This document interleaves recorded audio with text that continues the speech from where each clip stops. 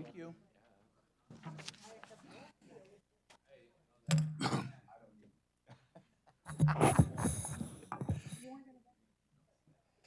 Everyone in the room has one except for you guys. We're live? Okay. We'll call this Ways and Means meeting to order. We'll start with a pledge, please. Pledge allegiance to the flag of the United States of America and to the republic for which it stands, one nation, under God, indivisible, with liberty and justice for all. Thank you so much for attending this budget session involving all the department heads. The agenda is in front of you. What would you do with it? Lassenheiser moves it.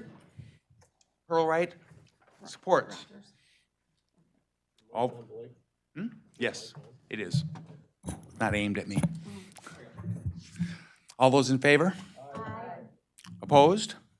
Thank you. This is the first of two opportunities for limited public comment. There'll be another at the end of the session. Thank you. Now, for the commissioners, this is an information session for the most part. Department heads are going to talk with us about their departments, what the needs are, and what funding, what future funding may mean to them. I will recognize questions, but really this is going to be for the department heads, and discussion would be later. So I'm not expecting that we're going to have a lot of input. This will be all on YouTube, and IT will break it out in groups or chapters involving each of the departments so that the public can observe this and listen to this. This is a presentation made not only to us, the commissioners and the legislative branch, but these are presentations that are also designed to be made for the public. So, anything, Connie? Oh, I'm ready to do an introduction if you are ready for me. You're all ready. You go for it. Okay, to expand on what Chairman Mulder said, the reason that we're handling it in this manner is so that the departments have the opportunity to talk about what they do, because the public needs to know what services they have. It's more about them and less about you. Many of you know, obviously, what departments do. So I'm going to do an introduction, and normally I try not to read it, but I'm probably going to read it because I want to make certain points. So I might veer from it, and Logan will yell at me because he reviewed it. Yeah, he's okay. So in the annual budget schedule each year, there are dates that we set aside to give presentations for departments to tell you what their needs are. In June, that was the time that they would have come before you. We knew we weren't going to be able to do anything to expand their offices, so we didn't do that. It was canceled by Chairman Mulder. And then we decided to have this meeting. Chairman Mulder called that, talked to Board Chair Mott to talk about what needed to be communicated today. There were times in years past that departments came before this committee and the board and made requests. Decisions were made at times to add a few positions, most based on need. The majority of my 36 years here, I have seen this board go through this process, and it has been through continuation budget after continuation budget. I've also watched this county just get by. I've never seen a year that we've flourished. None of us even understand what it means to flourish, seriously. They're all nodding, I hope. Do it for me. In 1996, and I think this is important because it goes back so many years, we passed a budget based on the state's fiscal year, and we did that because we didn't have cash flow. Different than not having budgetary funds, we actually did not have cash flow. So what we did, past that budget, it was only 9 months. It allowed us to bring in cash to get us through another year. So if you look back, 1996, it's a long time ago, that was a struggle. That struggle is still continuing and has. In 2008 and in 2017, we sustained major cuts. Commissioner Brailer was there at the helm in 2008 when we actually had several cuts. He gave presentations to departments and actually told them where our fiscal problems were. That was a good start for people to know. We haven't really been able to do that because we've just been continuing with our budgets year after year after year. We suffered the same fate of a loss of people in 2017. So the function of this government, as we all know that are sitting here, is to provide services to the residents. We should be offering services and improving them through a well-thought-out budget process. The instability of this budget year after year won't allow it. Chairman Mulder and Board Chair Mott called this meeting to give the offices the chance to tell their stories. They're here today. I want you to listen. We want you to listen.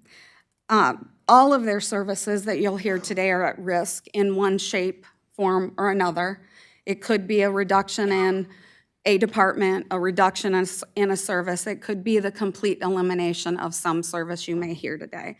But we're not here to talk about what we would eliminate because we're not to the point where you're gonna have to make those decisions and they'll have to make those decisions. There are no services that we consider to be luxury services or services that we shouldn't provide. We're only providing services to the public that they need. The county's financial struggle puts us all at risk, what I call complete decimation, or just a reduction in capacity, which would be devastating to some. The real struggle is that we're so interconnected here at the county through services that if one is hit, the others will feel it too. They're gonna talk to you about that. They'll demonstrate to you how that works with their office and how they work with another office. I want to address the three largest parts of this county and the cost. That doesn't mean that any other department that's here today is not impacted, that they're not important, so don't take my statements that way. The ones that I'm talking about are the three largest costs. It is the sheriff, the prosecutor, and the courts. They represent public safety. It's a fundamental necessity in services that you should have and your citizens should have. They will inevitably be cut and impacted most, and I'm sorry to say that to you who are here, but that's because their size is the greatest, their cost is the greatest. The offices each touch each other in their operations, like I said before, but those three impact each other greatly. That would include having the public defender office in to work with the courts as we go into the judicial process. The most impact to the public would be sustained on that because, again, it's public safety.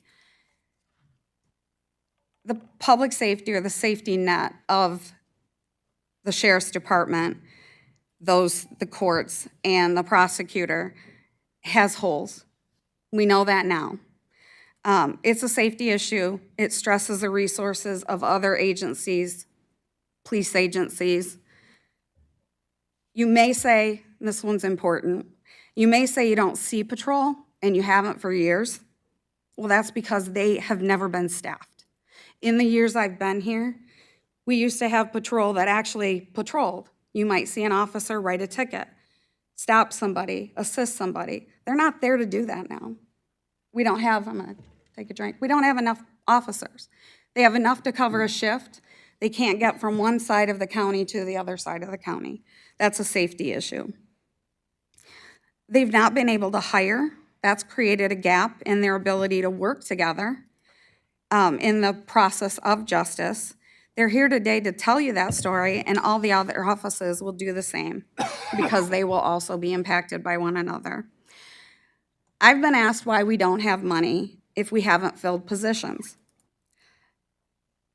Because we haven't been able to hire, again, we do have a budgetary savings.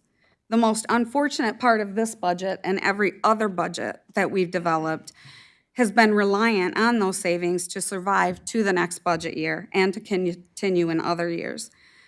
I have told you in the past, I'll tell you again and again, we've balanced our budgets on the backs of our workforce, which is our greatest asset. They're the ones that provide the services. This is a prime example. They suffer from work overload and excessive overtime. That increased costs. It's just to maintain services. It's not to provide you services that go above and beyond what you see right now. They want you and the public to care about the services they provide. They've been committed to Eaton County. We should be committed to them. Being in public service does not mean you shouldn't get a pay increase to keep pace with inflation. It's just a path you take because you value it. They still have to provide for themselves and their families. When our residents have questions or concern about the level of services that we currently provide, please know that these offices can and want to do more, but that comes at a cost. Businesses operate with a budget where they can make profits. You're not going to see that here. Our costs are based on what our taxes, the taxes and other revenues that we bring in. We're providing basic operations. I can't express to you enough what an incredible and dedicated workforce this county has, but I will say they've not been recognized enough for their services and what they do for you here each day. I don't know how they do what they do with the limited and dwindling resources they have. This is why I hate reading. But I'm thankful to those of you who worked here, who still work here, who have stuck it out to continue serving. When a resident values service, what they actually value are the employees. With that, now I have to take a drink. With that, I want you to know that, again, information you're not going to see scrolling across your screen like you've seen before. That's so that you can pay attention. That's so the public can pay attention. And we will provide at the end the list of the departments that get up and speak in the order that they spoke. And we will work to put thank you to my office for this, work to put where they are in the meeting. So it might be at minute 2, at minute 5, and I know I've taken 12 now. But we want the public to be able to go out there and see what they provided and look at it. You can point the public to that. Anyone here can point the public to it, and any member listening now can continue to point the public to that. So I will now say to Judge Cunningham, can you lead us off in the presentations so she can get back to work?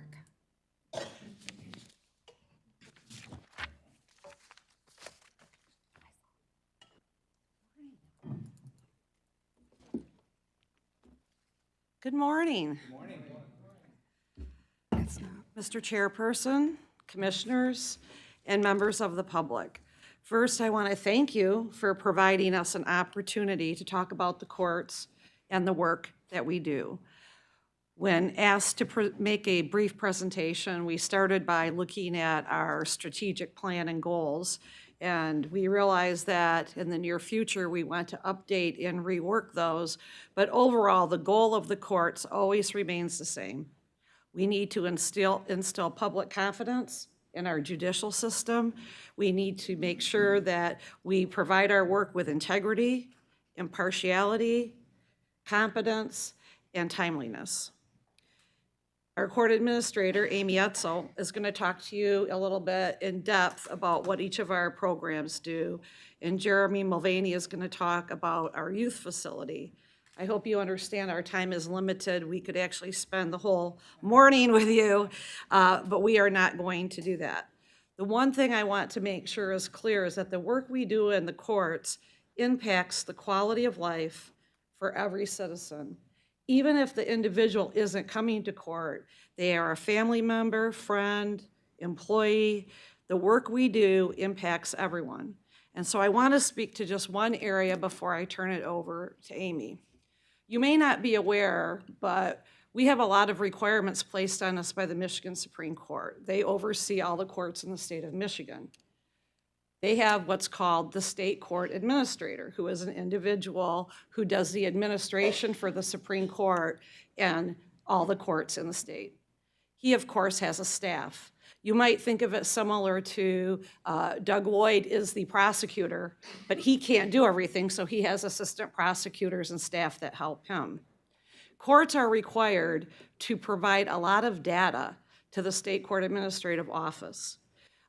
People have to gather that data and input it. They take that data and then they compile it in a way that can help us assess if we're doing our job in the manner that the Supreme Court wants us to. One of the areas that they collect data has to do with our specialty courts. Those are our diversion programs for sobriety, drug courts, veteran treatment courts. I've talked before that Eaton County is one of the leaders in the state. These programs are not a luxury, they are a necessity. And thankfully, because the state court administrator has collected data, we learned just last week how effective our programs are. Once a year, the chief judge, the court administrator, and the deputy court administrator have to meet with Scale to go over last year's data to show our performance measure standards. We had our community advisory board meeting this week, and I was able to report to them that our statistics are remarkable. For example, in the circuit court drug court program, if you took two individuals, one individual was in the criminal justice system and chose not to participate in the drug court, and another person had the same issues but chose to participate. Now we look 3 years out after the person graduated from drug court.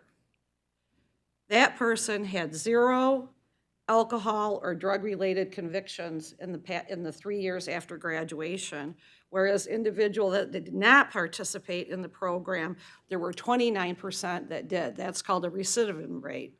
We don't want that. That's not good for our community. It's not good for the families. Those same statistics proved that our sobriety court had 0 in 3 years of the people that graduated, whereas those who did not graduate, 64% in the 3 years following the conviction had committed another crime related to alcohol. And the same is true for our Veterans Court. So I just wanted to share that with you because this is a service that we provide to our community, and we do it collaboratively. Our programs would not work if we did not have the Sheriff's Department helping us, of course, the Prosecutor's Office helping us, the Public Defenders, Michigan Department of Corrections, probation. It's a collaborative effort. So what affects one affects all. And I do believe that if we were unable to provide this service, it would be a detriment to Eaton County. And that was the one example that I wanted to share with you. As I said, I'm now going to turn this over to my court administrator to provide the rest of the presentation. But we are here to continue to serve the people. We appreciate the very difficult task that you have. And we hope that you will understand that we are not in a position to have any cuts, that we are barely maintaining the services that we need to provide with the staff that we have. So again, thank you for giving us this opportunity, and enjoy your morning. Good morning. So as Judge Cunningham said, we could speak on our court departments and probably take a couple of hours of your time. So I'm going to be very brief today and just kind of summarize for you general overview of our responsibilities and the services we provide as a court to our community and our staffing levels of our departments and some of our future needs. So we our Eaton County courts comprise 7 departments. Our circuit court, our district court, probate court, our friend of the court, community corrections, our juvenile court, and of course the youth facility. These departments engage with individuals within our community for a variety of reasons, and they make up a total of 89 full-time positions, 9 part-time positions, and 22 on-call employees. Of those employees, 27 full-time employees, 2 part-time, and the 22 on-call employees are all staff members of the youth facility.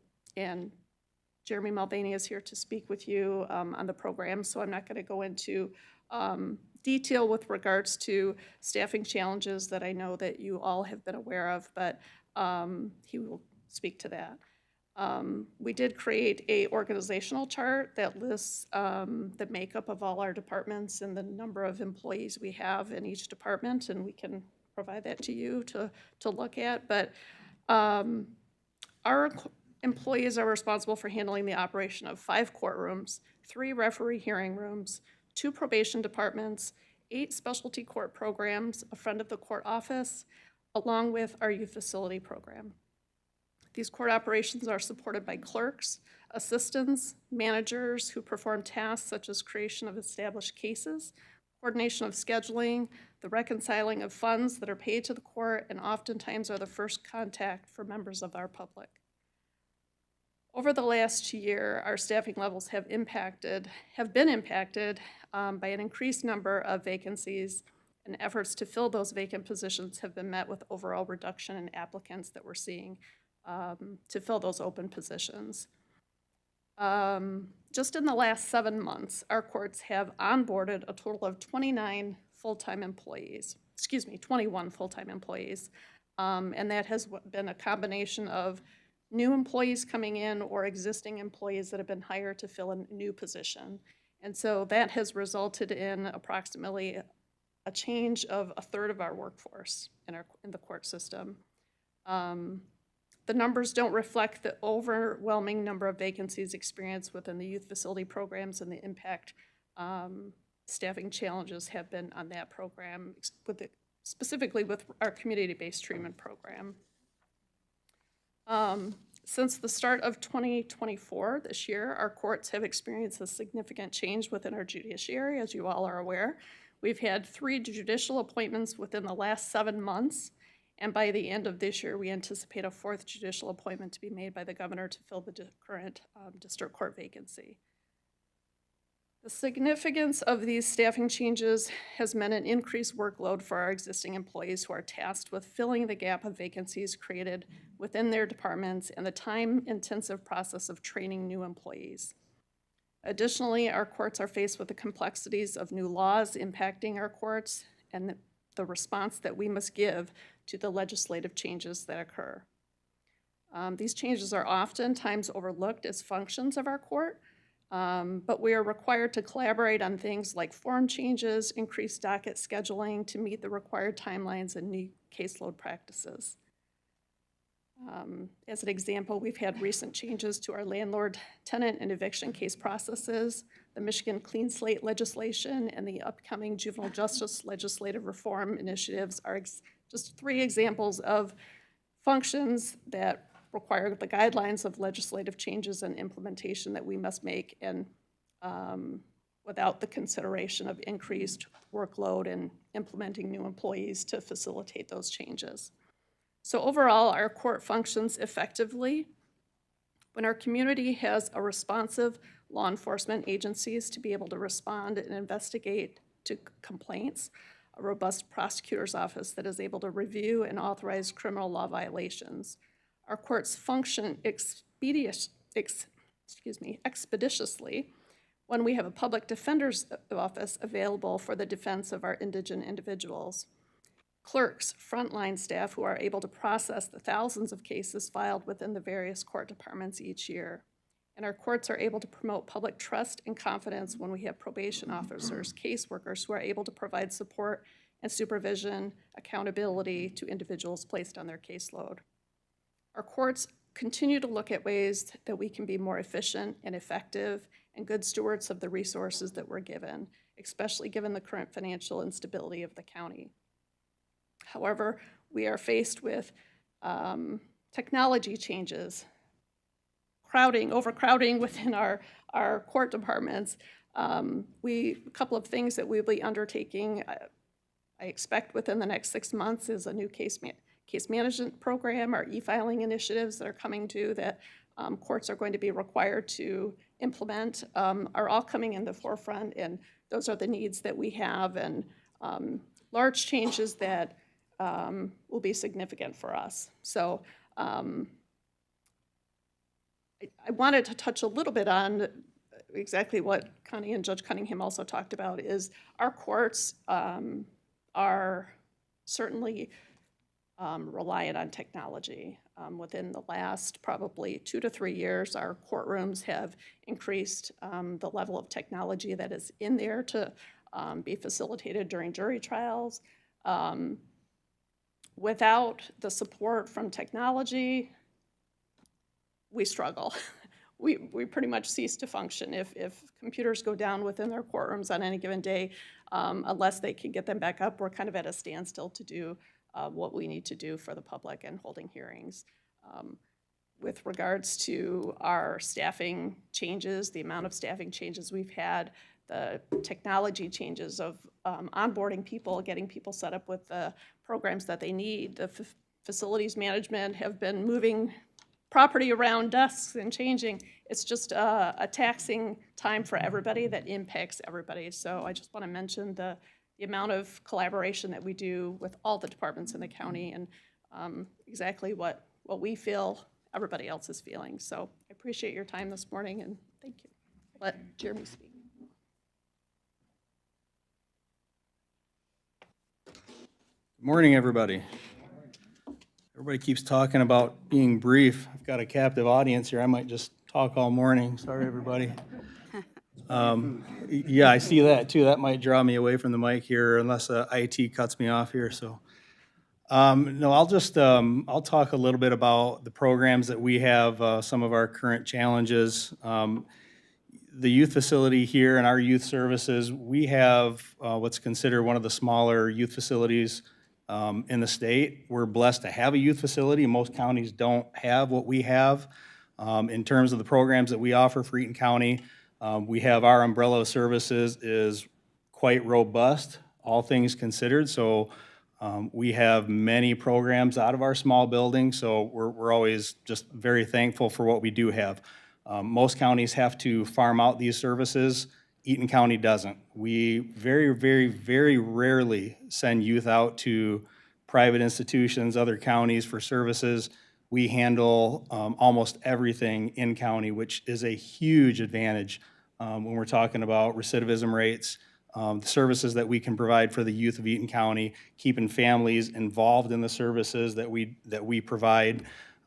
Everything that we do is very therapeutically involved.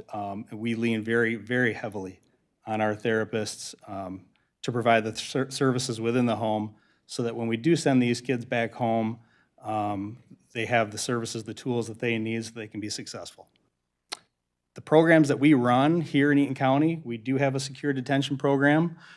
It is only 7 beds, so our courts are very selective about who they place in that program. We have a secure residential treatment program. Currently, that is only 8 beds.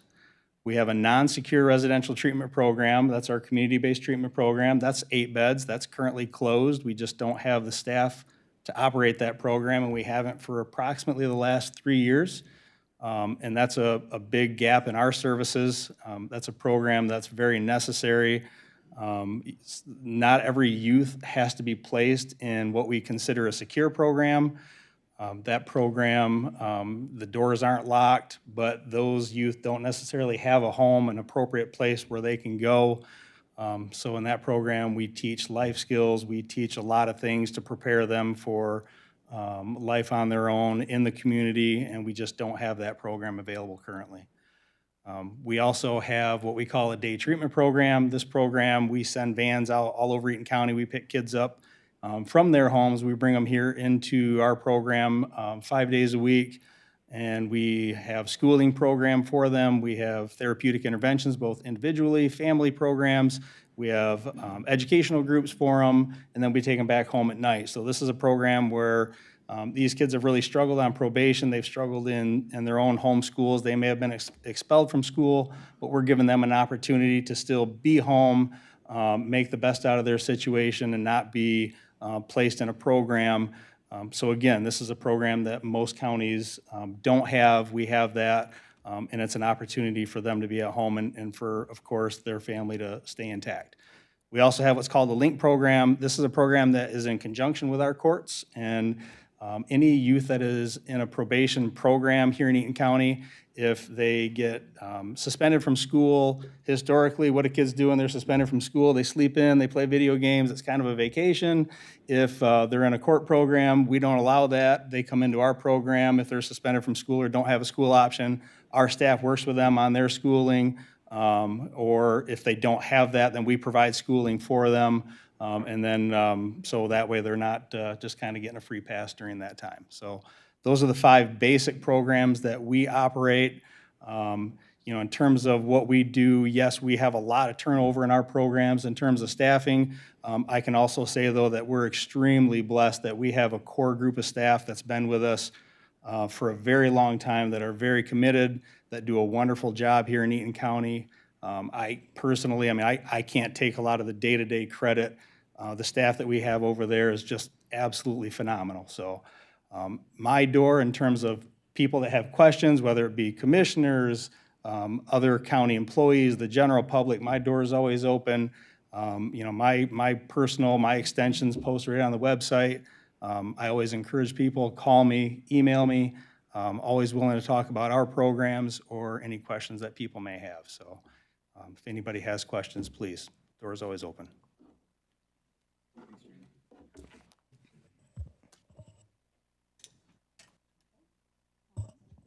Mr. Chair. Just curious, do we have time for questions? Are we going to be able to ask questions? I think it would hinder the process, even though I would like to go through that. We have 20 presentations, and it probably will take a large part of the day as it is. So I would say we should defer questions, okay? Okay. Not much of a hearing if you can't ask questions. Well, if I can speak, it's not meant in this case to be a hearing to determine what would be cut right now. It's something so that you know what services could be lost. That's the intent. The only reason I didn't want questions to come from commissioners is that, number one, it's going to interrupt the pace of what departments are saying. Number two, I'll just say it this way. What if you ask a question for one department because you're all interested in that? What does that say to the other departments? So if we can just wait until the end, or you can email them or call them. That was the way that we discussed it at our executive team meeting. It's really what they want to do. It's really what I want them to do. So that's the focus we wanted today. Sorry. All right. Are we going to have another time where we're able to ask questions of our department heads? Are we going to bring them in again then? Is that the plan? I mean, my questions were the same questions for every department head, so I was going to ask them to every single department. And if it wasn't, but if it was explained to the department heads that they weren't going to ask questions or answer questions, I don't want to obviously put them in a bad position. However, I think we should be able to ask questions. Well, we can do that at the end if that's what you want to do, if Chairman Mulder wants to do that. But the intent, again, was for the people to talk or to hear about what departments do. They're your public servants. That's what they're here for. So. Yeah, for the sake of time, I would like to just refrain from questioning until the end of the process. That's okay. If we wait till the end of the process and Aaron says questions for every department, and they're all gonna be coming back up here and answering questions, that just doesn't make any sense.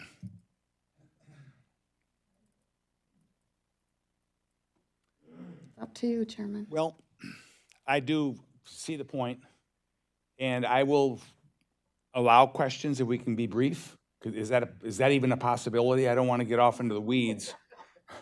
I don't want to get off into the weeds with each department. And Mr. Chair, just so you know, that's not my intent, is to dive deep into the weeds. They're more surface level questions of just a quick summation. That's all it is, and that was my intent. I'm not trying to throw, again, I don't want to put anybody in a position where they aren't prepared for questions. If it's better if we send these questions out, maybe talk about them at the next Ways and Means meeting, I'm fine with that too. I just have some specific questions for each department that I think would be valuable for everybody to hear, so that's all.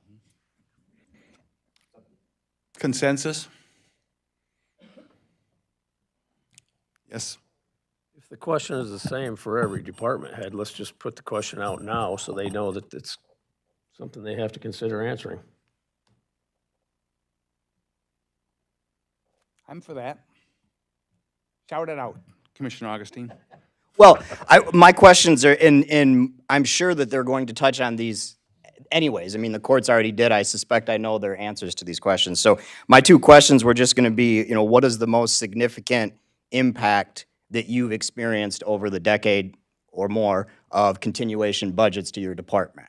And so, again, you guys touched on a lot of things up here on the impact on technology, delayed investments in technology and our employees, things like that. So if there's anything, that you want to point to, that is the area that you see the most significant impact on your department, that would be great. The other question I had was just, thinking forward, what do you see? And I think, the courts mentioned specialty courts, you talked about a lot, and I'm sure that's part of it. But, what areas of your department are you most concerned with if we have to face significant budget cuts? And again, I'm not talking about pointing out specific jobs, but just services that are provided to the constituents that you're afraid are going to be lost if we have to make significant cuts. Those are my two questions. If everybody's fine with those, then. Thank you, Commissioner Augustine. Those are questions that we all want to have answers to, and that they actually address part of the reason that everyone is presenting here. So Yes, yeah. I appreciate those two, and those are just two overarching points that we would like departments to Yeah, address. and I won't ask them of everybody now they know, so you can feel free to address those. Thank you. Yep, thank you. I appreciate that input. This one really is more of a past, talking about what you see as the most significant impact of us basically doing continuation budgets over the last decade to your department. Where have we not been able to invest that has led to either a degradation of services or not allowing us to provide the services that you feel we should to our constituents? I think overall, the continuation budgets have just simply been status quo. I think it's limited us to attempt to implement innovative things that the courts could do. Certainly, we've implemented specialty courts. I think I'm going back more to our employees. I think that's the hurt that's come from it. Being able to impress upon our employees that the work they do is valued, that it is important, and being able to, I think, move with the changing times. Obviously, technology is huge for our courts now. Our courtrooms have an abundance of technology. However, we struggle with the facility is not a facility that was built to accommodate that type of technology. So there are a lot of things I think we could implement, but I think we're also limited based on the facility that we are housed in. Space, where, I think we have departments that are spread out, have historically, years ago, were created and built and divided based on staffing levels, and now our needs have changed, and we're kind of, at least speaking from the court standpoint, we're kind of split up in spaces that don't make sense and not really effective for our functioning. I would like to see the ability to, consolidate and be able to have a better layout of how we operate. So, yeah. Second question? That's good. Thank you, Amy. Okay. And what she did answer was the impact of the continuation budget in the past and the impact that we might foresee that this type of budget would have on the future. And if that would be included in some of the perspective of the departments, that would be appreciated. So, thank you, Amy. Yeah, just to speak to that second question, I think the impact for departments, my concern, and I think we have talked about, we have departments that are small, a department of 3. If those departments are impacted, they are impacted now when somebody takes a vacation, somebody calls in sick, somebody has a medical emergency. There are days where there's one person running a department and doing their darndest to do what they need to do when people come to the window, people are calling, you know, court hearings are happening. We have our larger departments, certainly our friend of the court is one of our larger departments. However, the amount of work that they process on any given day, you know, it seems like everybody's just getting by with the level of services and the amount of staffing levels that we have currently. So that helps. Thank you. I know I said I would let Amy talk, but I just want to address that question. Uncertainty. Uncertainty is not positive for employees, whether it's the court or any of the other departments that are here. How do you look at employees who are doing their best, doing more with less, and they don't know for sure if a job is going to be cut? Somebody retires or leaves.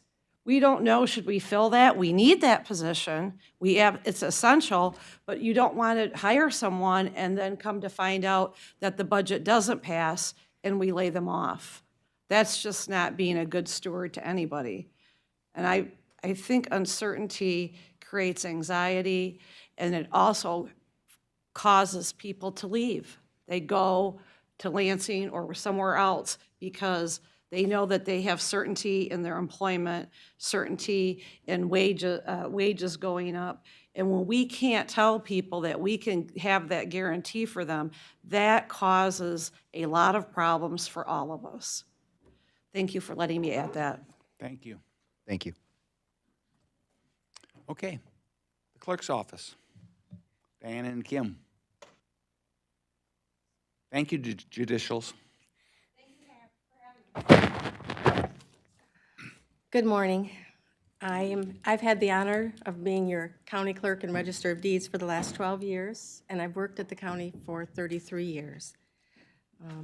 I'm happy to be here to tell you some of what we do, and Kim is passing out a PowerPoint that will be available in the packet, because I didn't want to read to you everything that our three offices do, but I'm aware that most people, most of the public, are not aware of what we do and what our statutory requirements are.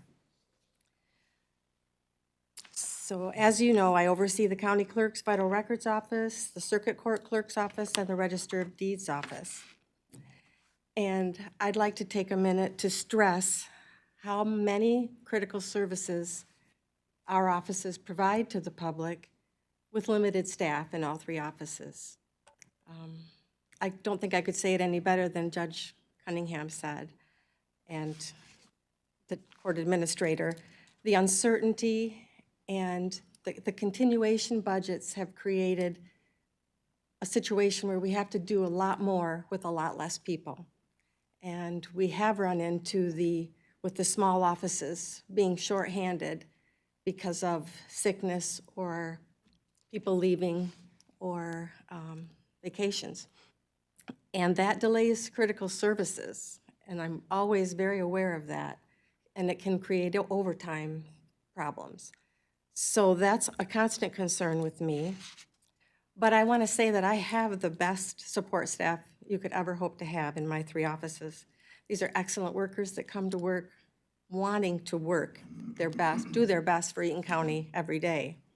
I have three top-notch chief deputies, one in each of these offices, and I'm so grateful for them every day. The expertise and the experience that they have could not easily be replaced.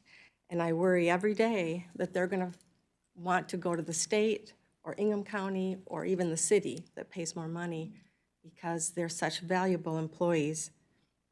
I hope they don't hear me say that because I worry every day. But the county clerk's office is one of the most diversified in county government. On page 1 of the handout, you'll see that my offices are governed by 596 statutes. That's not including a registrar's office. But it falls into 3 major divisions: the clerk of the circuit court, the registrar of vital records, and the chief election official for Eaton County. Additionally, the register of deeds office has been combined with the county clerk's office since 1947, which saves the county an additional elected official every term. 36 out of 83 counties are combined clerk registers. And we are one of them. And it works because I have great staff. An excellent chief deputy there, as well as Kelly Rigglesworth upstairs. And of course, Kim Morris, my chief deputy. She's also my election specialist. In the past, forever, we've had a county clerk running elections, an election clerk, and a chief deputy clerk successor. In 2014, I combined the clerk successor and the election specialist position, and Kim has been doing a fantastic job juggling everything. Thank goodness for her. But the time has come that that's no longer going to be feasible with all the changes in Prop 2 of 2022. We have 27 days of early voting that Kim and I are out of the office, leaving my 2 staff persons behind, and hopefully neither of them will get sick or be gone. But the job has morphed into something beyond one person, and I'll get into that in just a second. Oops, sorry. I'm going to jump ahead to the biggest impact that I can see. We've had continuation budgets for as long as I can remember here, and when we did have gains, they were lost at the next downturn.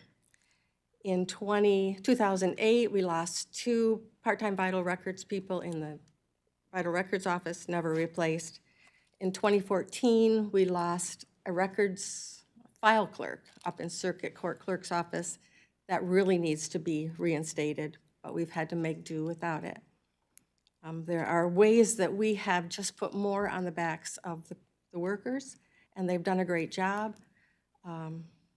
But like Judge Cunningham said, the uncertainty and the possibility of better salaries elsewhere is something that we really have to consider as a major impact.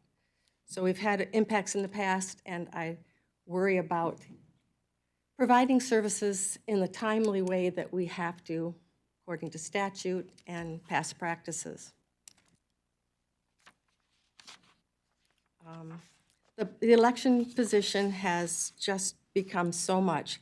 The technology that's required is amazing. Kim is amazing at it. But the county clerk in the future, really, a newly elected county clerk can't be expected to come in with 20 years of election experience in administration.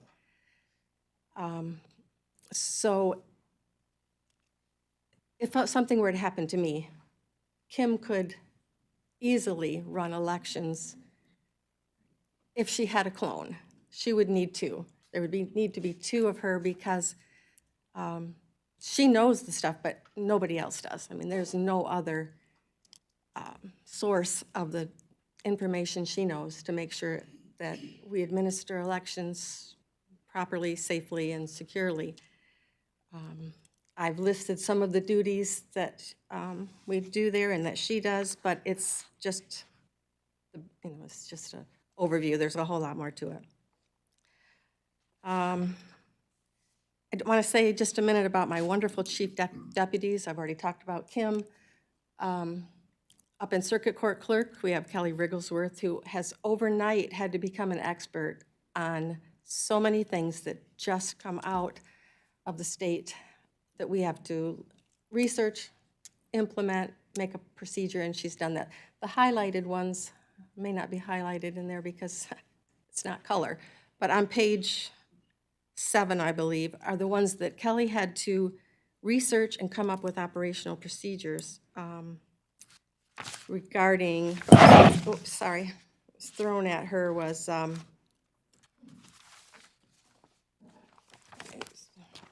new responsibility for managing automatic set-asides for criminal cases that were set aside, MSP audits, this new program to redact protected information. All of that needs a procedure and research on how to do that, and also to implement the technology that comes along with it. I'm so proud of her because her work has been shared with other counties, so they didn't have to recreate this wheel. So that's the kind of expertise we have going on here, and I would hate to lose. She also created a manual, office manual, that was required by SCAO and we've needed for 30 years.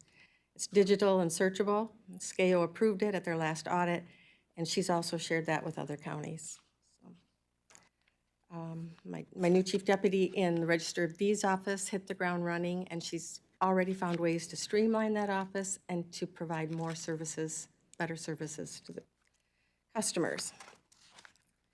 So I've gone completely off script, so I'll just wing it. Let's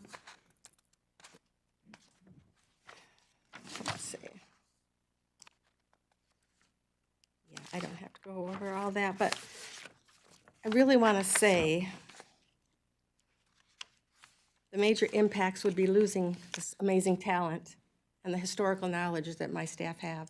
They stay and they want to work and they want to do a good job for Eaton County, but there are stresses and there are worries. And I have staff that are struggling to make ends meet.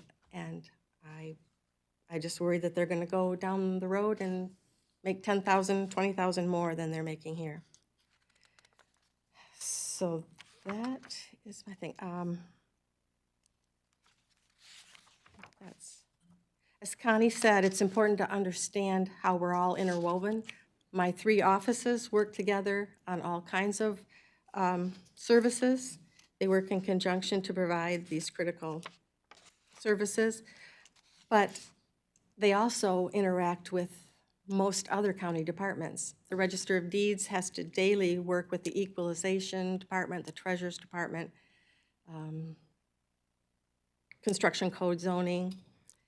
Upstairs, they work with the courts very closely. Circuit Court Clerk and the courts, of course, work really closely because that's the work they're doing. And friend of the court as well, and the prosecutor's office. So there's a lot of interdependency of these offices that I think it's important for the public to know.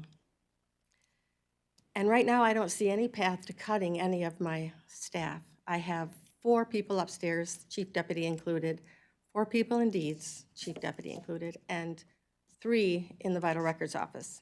And one of those is Kim, who is also my chief deputy, my election specialist, and successor, should anything happen to me. It's bare bones, and we get the jobs done that we're required to do by statute, and I just don't see a path to cutting any of that and still maintaining our standards and meeting our mandated requirements. I do know that Eaton County deserves the outstanding and well-trained workforce that it has, and to continue to have them to deliver excellent services as we have been doing. That's all I have. Clerk. You're welcome.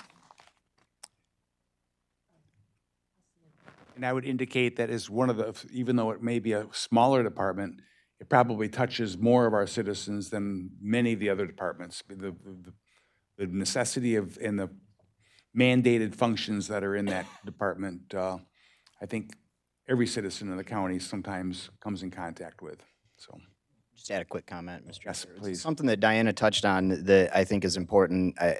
I'm sure all the department heads and elected officials would agree with this comment that over the years, as we've slimmed down the staffs in your departments, it's likely that you as an elected official or your department heads are picking up more day-to-day type tasks, which it obviously leads to challenges because then it makes it harder for you to run your office. But also, as we see turnover coming with certain, elected officials maybe not running again and new elected officials coming in, or department heads leaving and new ones coming in, it just makes it that much more challenging because now you lose that historical knowledge that's been there. You're fortunate because you have Kim with you. Other departments may not be as fortunate.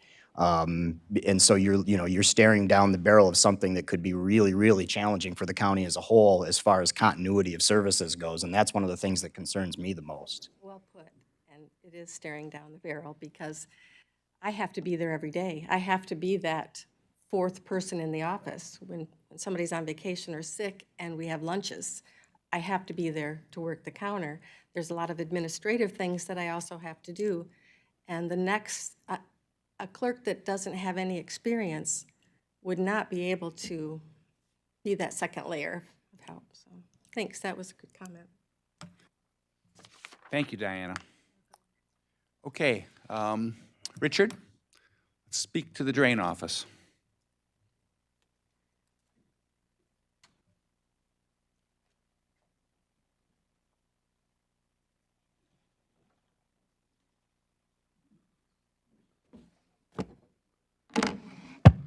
Good morning, everybody. I'm Richard Wagner, the Eaton County Drain Commissioner for the last 12 years.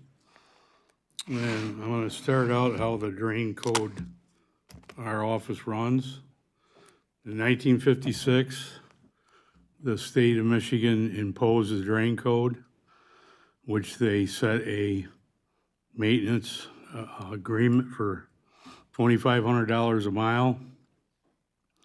And that went all the way to 1972 before legislation raised it to 5,000, and that was 49 years ago. So the most we can spend is $5,000 a mile in maintenance.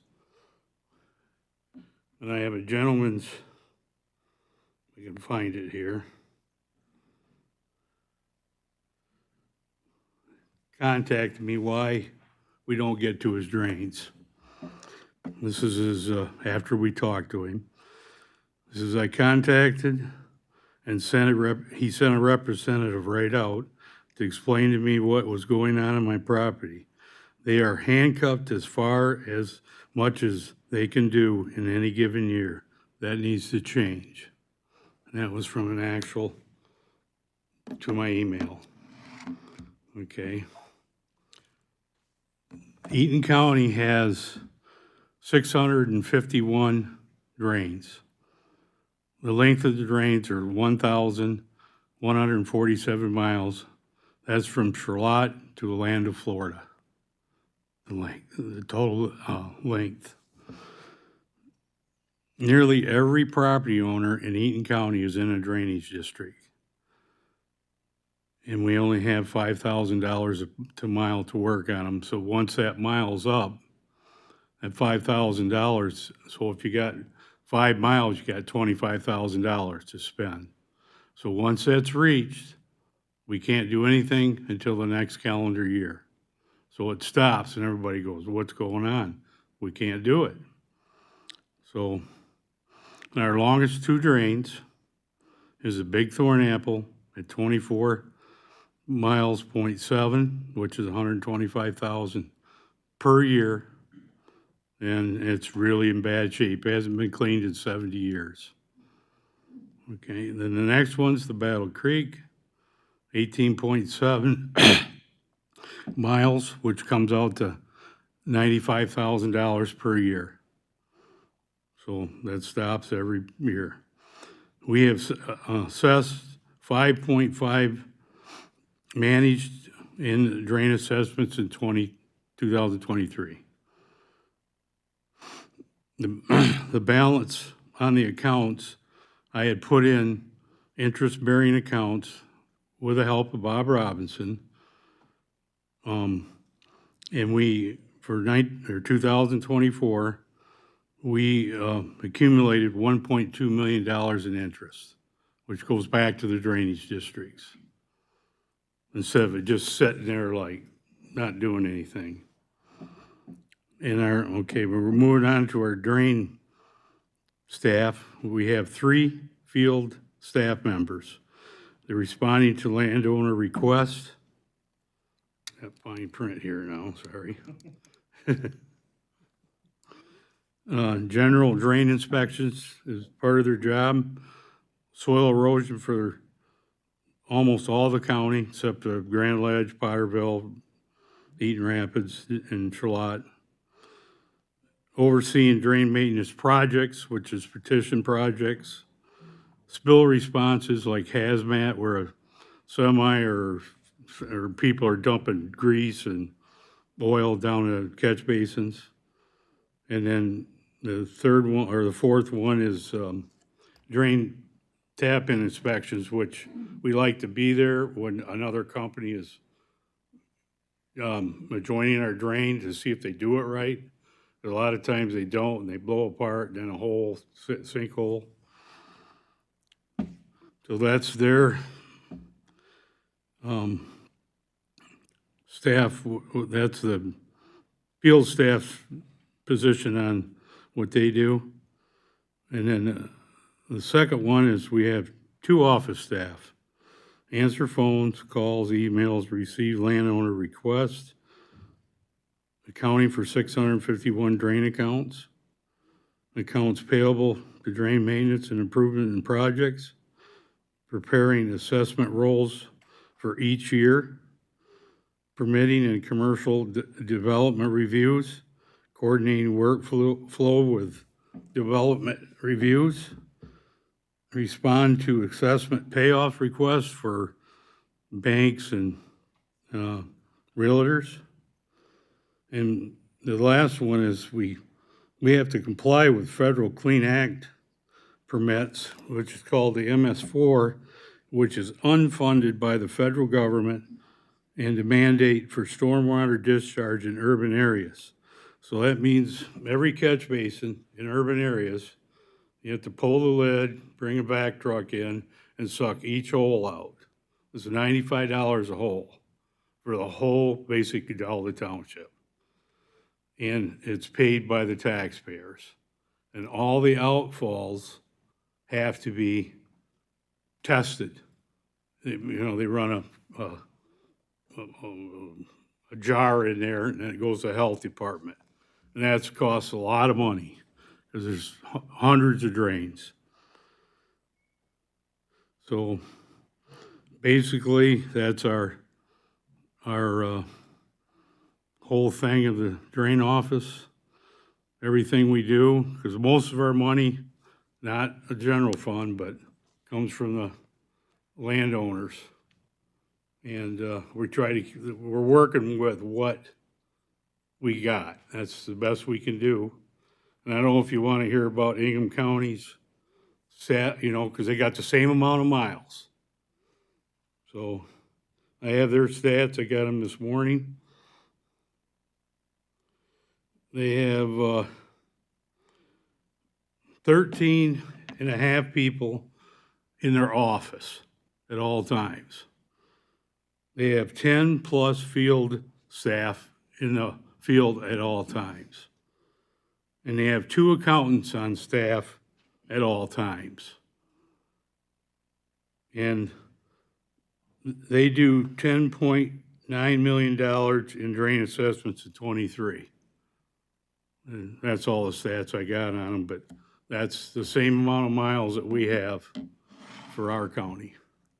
And you have 3 field officers. That's it. 2 staff. Yep, and then we have 1 contractor that works 1 day a week that does the commercial work.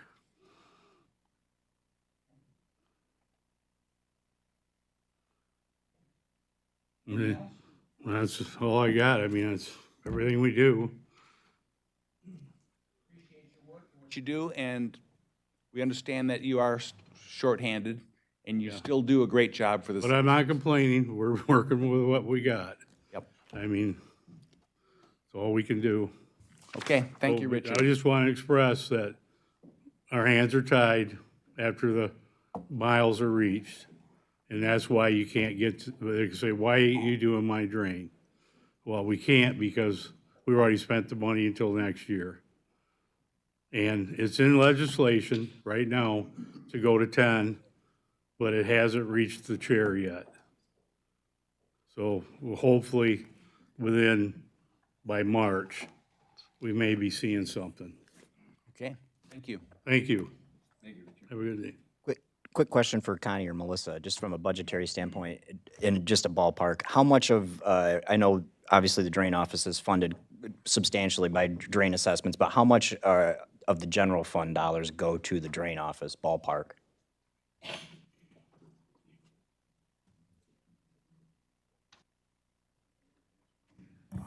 I'm going to pull it up directly from the budget. Okay, so. all right, thanks.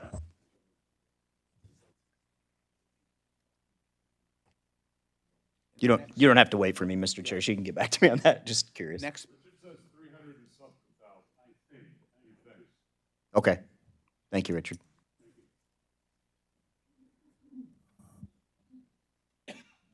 okay, the next is the treasurer. Is anyone here? Skip that for now and move on to the sheriff. Good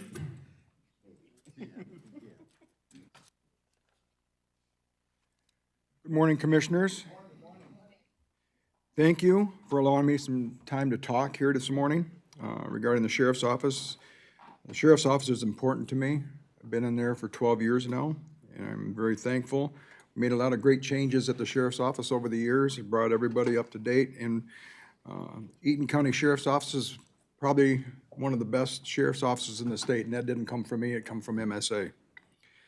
It's my honor to have my three captains from the Sheriff's Office here today to talk about what are some of the things they do on a daily basis.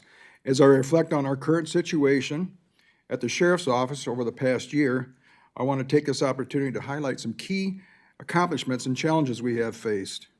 Firstly, our commitment to public safety remains unwavering. Through proactive community crime prevention initiatives, such as GHOST, Nighthawk, and VSI, we have strengthened bonds with our residents by making them safer in their communities. This has not been enhanced trust, but also contributed to a decrease in certain types of crimes across our jurisdiction. One of the things a few years back we had a meth team, and they focused on one-pots, where people would make one-pots. Sometimes their house explodes, sometimes they get burned, sometimes they die. But we've kind of driven all of them out of Eaton County. We don't have to deal with one-pots anymore. If we do, it's a great occasion, and we do what we do. Other community engagement efforts, such as Fill a Cop Car, Shop with a Cop, National Night Out, has allowed us to work with the residents to create an open lines of communication and mutual trust.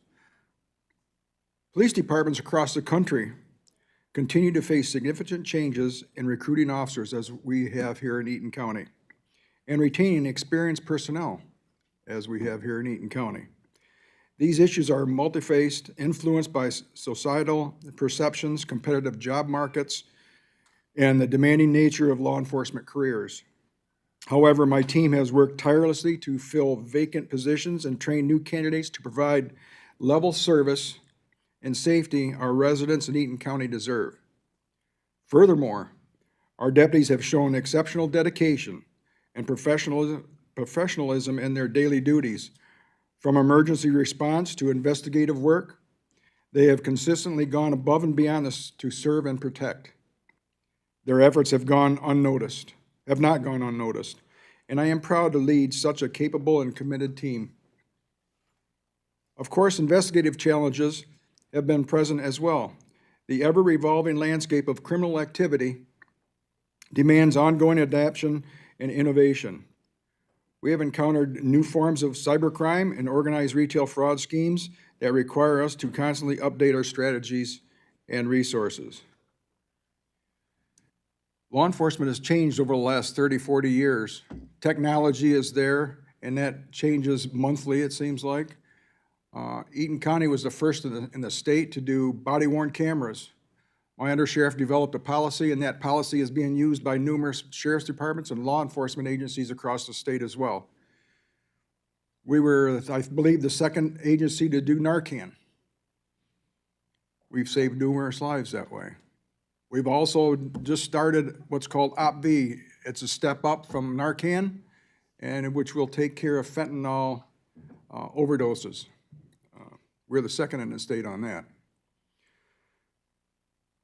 Looking ahead, our focus remains clear: to maintain the safety and well-being of everyone in our community. We will continue to collaborate with local stakeholders, leverage technology to improve efficiency, and invest in the training and development of our personnel. In closing, I want to express my gratitude to each member of the Sheriff's Office, as well as to our community partners, and public we serve. Together, we will navigate the challenges ahead and strive for even greater achievements in the future. I'm extremely proud of the personnel that we have. They do tremendous, great things here for the county with the amount of staff that I have on the road, as well as the corrections. Both departments do a great job. I'm very extremely proud of them. At this time, I'd like to turn it over to Captain Chris Kuhlman, Captain Ross Tyrell, and Captain Rob Block. They will go over some of the responsibilities that they each oversee at the sheriff's office, and I want to thank you for your time. I don't think we're going to be that brief, though. Did you want to ask me, Commissioner, a question, or we're good? Yeah, I'm sure I know the answer. All right. Sheriff. Morning, everybody. Good morning. I want to thank Sheriff Reich and all of you for giving me the opportunity to speak. I do enjoy speaking about these types of things and supporting our employees who are the biggest asset to us here at our county. I am a county resident, and I'm also a captain with the Sheriff's Office and oversee our Administrative Services Division, which has many assorted roles and responsibilities. I do have an administrative assistant, a training deputy, and a quartermaster / evidence deputy assigned to me in order to attempt to carry out all of these duties. These responsibilities include overseeing all the following: recruiting, hiring, employee personnel matters, animal control operations, our record staff, staff training, and the Associated Michigan Commission on Law Enforcement Standards, or MCOLS as it's known to some, related requirements for certified police officers, our evidence storage, our cadet and explorer programs, citizen complaints, internal investigations, FOIA liaison duties, fleet vehicle management, uniforms, equipment, and various other tasks as assigned by the sheriff. I'd be here much longer than you want me to be if I went into each and everything that I cover and take responsibility for or is directed to me by our sheriff. I think everybody knows the sheriff's office plays a crucial role within county government, not just our county government, but all. And much like other county departments here, we face assorted and also unique challenges. Out of necessity, the majority of my time and energy is dedicated to recruiting and hiring candidates who will eventually fill the role of road patrol deputy. Like many police agencies, we are facing challenges in hiring competent candidates due to various circumstances, such as needing competitive pay, benefits, just overall low interest in being a deputy sheriff or a police officer, and the stringent process required to qualify. But our challenges can be unique as well. I've personally been on the scene of 2 instances over the past 4 years where suspects attempted to murder 4 of our employees. It's a little bit different. One of them is here today, in the back. And thank God we can offer him the training that's necessary to survive and protect our citizens. It's unique, it's different, it's hard. How do you recruit someone to come and fill those shoes? It can be tough. I wear this band on my badge today to represent the 3 people, police officers in Michigan, who have been killed in the last 30 days for doing their job. Murdered for doing their job. It's tough. And like I mentioned, it can be tough to recruit viable candidates into law enforcement. The ability, commitment, and desire to serve has to be present at a level that many do not understand. They just don't understand. And I'm only talking about the people that actually tried to murder our people, not the ones that fight, that run, that try to hurt us and aren't successful. As we all know, road patrol staffing issues at our office have been a significant concern over the past several years. It's not a secret. I've been here many times to talk about it. It's been acknowledged by every one of you, our sheriff. We've been in this boardroom and talked about it many times. It's been acknowledged by county administration, our counterparts, and I have to mention, I'd be amiss not to. It's been mentioned many times by our very supportive prosecutor, Doug Lloyd. Thank you, Prosecutor Lloyd, for your support and all your office does for this community in the name of justice and public safety. To address our staffing challenges, we established a cadet program, which has had a positive and nearly immediate impact. I can't thank you guys enough. I cannot thank you enough, as well as the administration, for supporting it. It has been crucial. I'll talk a little bit about that. It has given us the opportunity to hire and sponsor candidates through police academies with state grants and a lot of cooperation and planning with the Controller's Office, which, of course, I thank you guys for helping me incessantly. Yet we need the support to continue. As you're aware, the county previously assisted by opening contract negotiations for our staff, and agreeing on a contract that included much-needed raises and other relevant benefits. This was imperative. Imperative. I'm not sure to what degree you guys acknowledged it, but you have no idea how we acknowledged it. Outstanding. Cannot thank you enough. But it's got to continue. We have to remain competitive as we work very hard to attract viable candidates. We have to remain steadfast in retaining the staff we have, as well as the future staff who will become certified road patrol deputies by the end of this year, which I'm going to get into. Over the past several years, our office has operated with an average of 12 to 16 vacancies in our road patrol at any given time. Doesn't mean a whole lot when I just say it like that, but let's put it in perspective. Our budgeted allotment for out-county road patrol positions is 14. And we've been operating on an average of 12 to 16 down. That doesn't count, we're just down 16 positions, the 4 or 5 that we have in training who don't count. So now we're down in the 20s. We only have 63 sworn.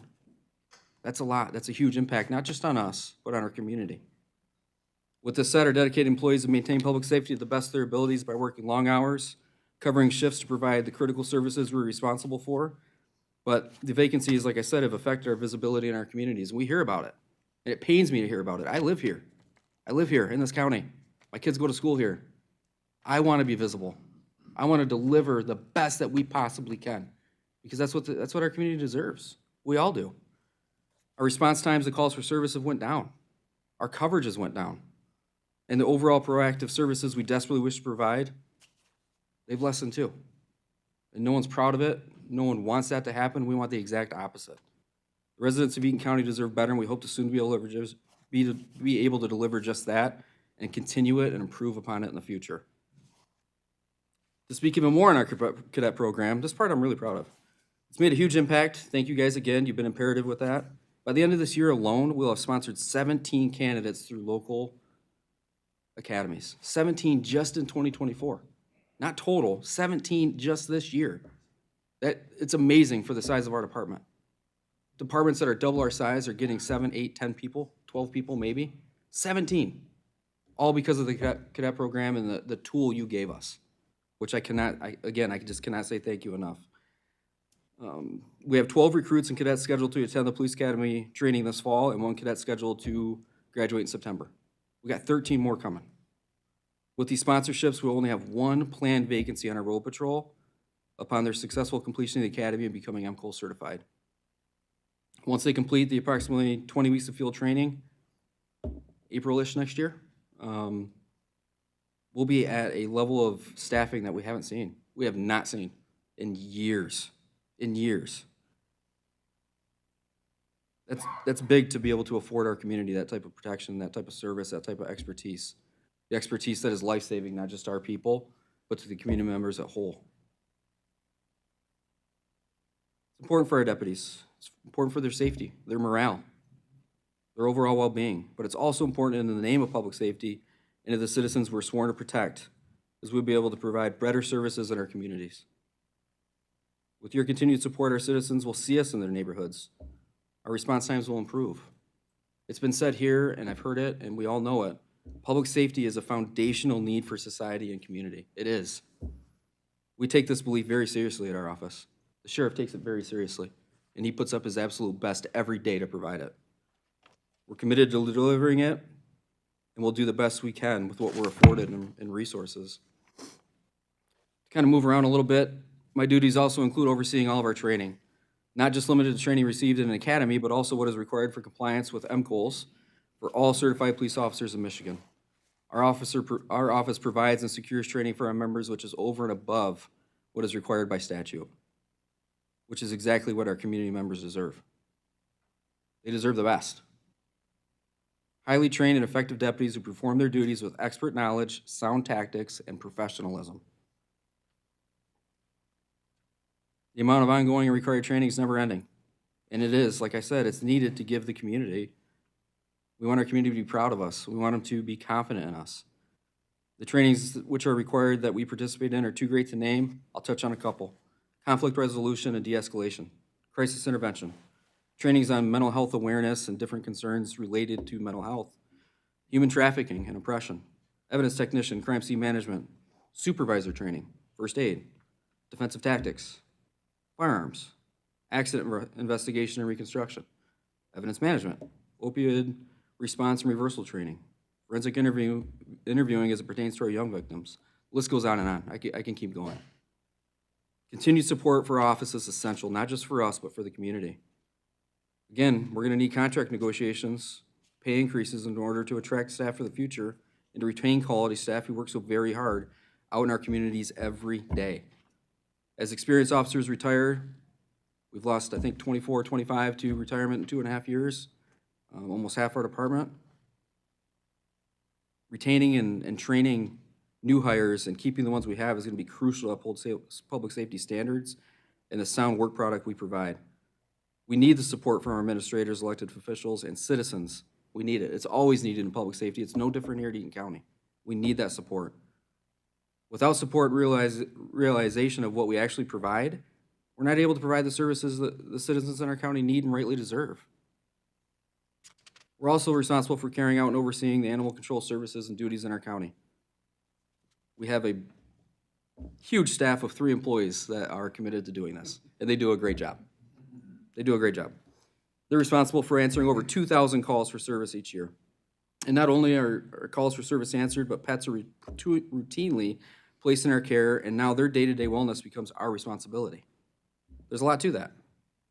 It's done right now without an area for the pets to exercise. We've tried, and we've came, and we've asked for those things, and it just hasn't always worked out due to some infrastructure and just cost. I get it. I completely understand, but it still remains the same that we don't have that area for those pets, and it's important. Animal control staff has to walk the pets on a leash. That's the only option we have to offer. And we do it. We get it done. We do what we can. With additional support in the future, I would like to see the services offered to be expanded.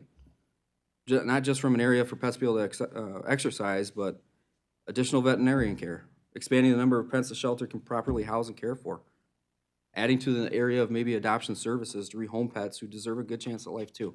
They're members of our community too, and the community feels that way. We know they do. We all feel that way. We want to rehome them to a responsible owner. I mean, that's kind of the purpose. We strive to be more than just reactive to animal concerns. Expanding what is offered to these pets and the public would be a great service to those in our community.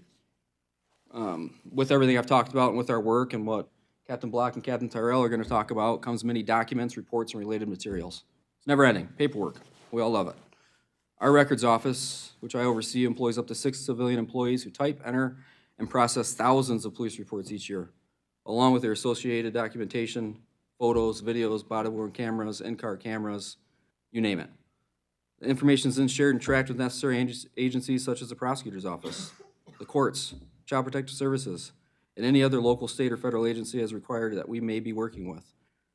These staff members are also responsible for answering any phone call that comes in, processing sex offender registrations, conducting fingerprinting, concealed pistol licensing processing, firearms registration, and work related to the abandoned vehicle statute.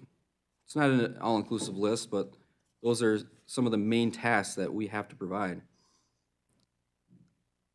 These duties are imperative to the success of our sheriff's office and the role in our county government and what we can provide to our citizens. Our record staff is also responsible for maintaining the sheriff's office entries into the law enforcement information network, which is a duty required by statute. Something we have to do and we have to be very vigilant in, or we could end up losing access to that network. It's mandated by the state.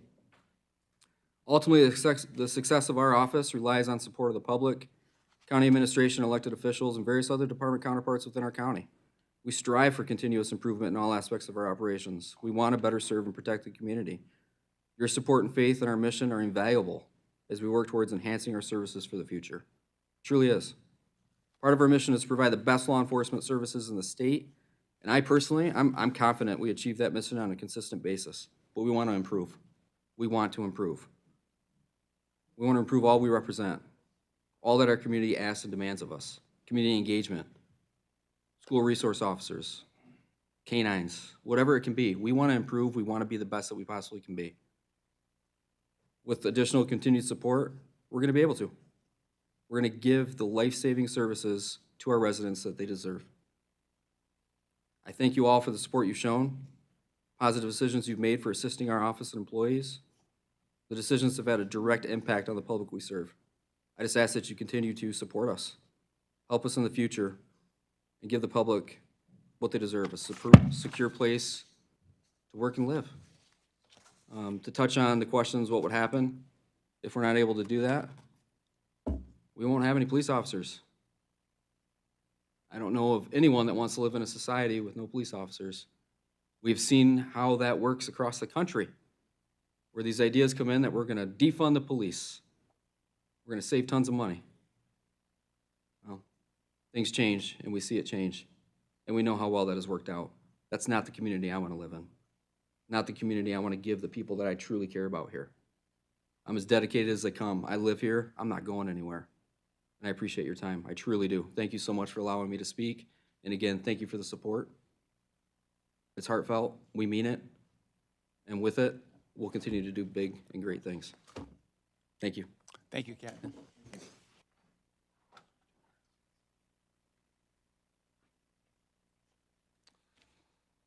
Good morning, Commissioners, member of the board. I am Captain Rob Block, and it's my honor to represent the Eaton County Sheriff's Office Road Patrol today. Alongside Sheriff Reich and our dedicated team, I stand before you to highlight the critical role our law enforcement plays in ensuring safety and security for Eaton County residents. Eaton County is home to approximately 109,000 residents. The Sheriff's Office Road Patrol is primary law enforcement agency for a vast majority of those residents, about 87,000 of them. The responsibility is one we uphold with great respect and commitment, striving daily to enforce the law, protect lives, and create a secure environment for all. Our capabilities extend beyond routine patrol duties. We boast a lot of specialized units, including accident investigation, bicycle, motorcycle patrol, crisis intervention deputies, specialized canines that do both narcotics and explosives. Additionally, we have a drone team that provides enhanced situational awareness and support capabilities. These units are essential in addressing a range of challenges from not only domestic assault situations and drug-related offenses, but to critical incidences requiring specialized tactical responses. Our Sheriff's Office is busy. We handle on average about 2,600 calls for service per month. In 2024 alone, we've responded to 12 robberies, 66 break-ins, 47 cases of criminal sexual conduct. Additionally, our deputies have responded to 306 domestic disturbances, 281 personal injury crashes, 125 assaults, and have intervened in 18 incidents with individuals involving firearms. These numbers, they represent real impactful events that affect the lives of our neighbors, friends, and our families. While these are some of the more visible and violent crimes, our responsibilities extend far beyond that. We also investigate numerous nonviolent crimes. These include your frauds, your thefts, and a variety of misdemeanors that impact the everyday lives of our residents. Each case, regardless of the scale, receives our full attention and dedication to ensure justice and maintain community safety. Our efforts in pursuing justice are reflected in the submission of almost 900 warrant requests submitted to the prosecutor's office this year alone. These requests are the outcome of incidents addressed collectively by our Road Patrol and our Detective Bureau, highlighting our dedication to enforcing the law and safeguarding our community. Our deputies are often the first on scene during medical emergencies, including 67 cardiac arrests where prompt action can mean the difference between life and death. We've also supported our EMS in the county in 133 medical emergencies this year, providing aid that requires quick and skilled intervention. We're deeply integrated into our community. We work with our local jurisdictions, especially during events like the Yankee Doodle Days in Grand Ledge, Frontier Days in Charlotte, the Fireman's Festival down in Charlotte, and we were just in Eden Rapids for the July 4th fireworks, helping them out. These partnerships strengthen community bonds and demonstrate our commitment to enhancing public safety and well-being. At these events, we activate our specialized drone react team. What this is it's a group of individuals that we put out, and it provides crucial air and ground support capabilities to swiftly respond to any major incident, safeguarding both participants and attendees. And I think we can see how important that is to everybody with recent events. Beyond crisis response and special events, we collaborate closely with other departments throughout Eaton County, whether it's providing backup during routine road patrol or assisting with complex investigations. Our partnership ensures seamless coordination and enhances overall public safety across the county. Thanks to our proactive policing strategies, Eaton County residents benefit significantly lower violent crime rate compared to the national average, and we also have lower property crime rates than the national average as well. These statistics reflect our commitment to preventing crime and maintaining in Eaton County as a safe place to live, work, and raise a family. Commissioners, in conclusion, Eaton County Sheriff's Office Road Patrol is more than a law enforcement agency. We are guardians of public safety, advocates for justice, and partners in community resilience. The statistics and incidents shared today highlight the essential nature of our work and the crucial role that we play. As we navigate the complexities of today's world, effective law enforcement remains paramount. Together, let us continue to support and empower our deputies as they tirelessly serve and protect Eaton County. Your ongoing support is invaluable as we strive to ensure Eaton County remains safe and thriving place for all. Thank you. Thank you, Captain. Good morning. Good morning. I'm Captain Ross Tyrell, Jail Administrator for the Eaton County Sheriff's Office. Just want to take a moment of your time to explain how the Eaton County Jail plays an important role in the community and the criminal justice system. The jail functions as a self-contained city where staff must manage the feeding, clothing, and housing of inmates while ensuring the safety and security of both inmates and staff. The jail is a 374-bed facility, and the maximum capacity is dependent on the balance of female and male inmates as well as inmate classification. The jail's average daily population over the past year has fluctuated around 180 to 200 inmates daily. The responsibilities of the jail. The jail houses all arrested individuals for every law enforcement agency within Eaton County. The jail's primary responsibility is to ensure custody, safety, and security of all inmates, thereby protecting the community by keeping dangerous criminals out of society. The jail provides 2 court deputies who coordinate all inmate movement from the jail to the courthouse. The court deputies provide courtroom security during trials and in any other court proceeding when an inmate is in custody. The jail is tasked with managing and transporting all prisoners to multiple facilities around the state. These facilities include state correctional facilities when an inmate is sentenced to prison, any jail in Michigan when there's a proceeding in Eaton County, psychiatric hospitals around the state when the inmate has a court-ordered assessment or treatment. The jail also manages all inmate medical appointments and hospital admissions when the inmate is in need of medical care that can't be provided at the jail. The jail provides a deputy to oversee a road crew of 46 inmate workers who engage in various public works projects around the county, such as trash pickup, county recycling events, and cemetery maintenance. The jail does get reimbursed for many of these projects that are completed. I'm also tasked with courthouse security with 1 road patrol certified deputy assigned to the courthouse to take care of any security threat or issue that may arise. We also have several court officers who screen the public coming into the facility, ensuring the safety of both public and staff inside the courthouse. The jail provides necessary medical and mental health care to all inmates, fulfilling the inmate's constitutional right for adequate health care. A contracted medical doctor oversees inmate medical care, supported by registered nurses and emergency medical technicians. The jail contracts with community mental health and has a full-time licensed master social worker who conducts mental health assessments inside the jail. In 2023, we expanded our mental health treatment to offer inmates telemedicine psychiatry services. Obviously, mental health services are crucial because many inmates have some form of mental illness. The jail operates multiple inmate programs throughout the day, providing various opportunities for those incarcerated. One of the most comprehensive programs we run is the substance abuse treatment program, which utilizes counseling, medication when appropriate, discharge planning, and recovery housing after an inmate is released. This program was one of the first comprehensive substance abuse programs in the state of Michigan and has been recognized nationally. The jail has Alcoholics Anonymous counseling groups, educational program provided through Eaton Intermediate School District. Community Corrections Officer offers cognitive and motivational classes like anger management and parenting classes.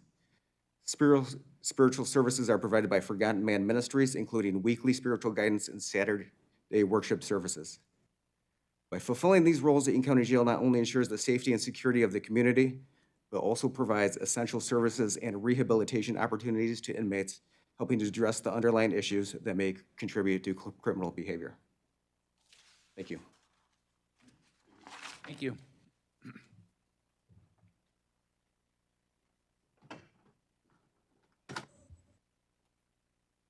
Okay. I appreciate your being here today, and anything to wrap up, Sheriff? We good? Okay, thank you. Now we're gonna move on. I think we'll have one more before we take a break. That would be central dispatch.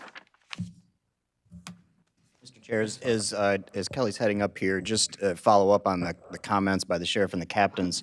Something that we talked about back when we settled the contracts with the sheriff's department was the fact that we needed to do something.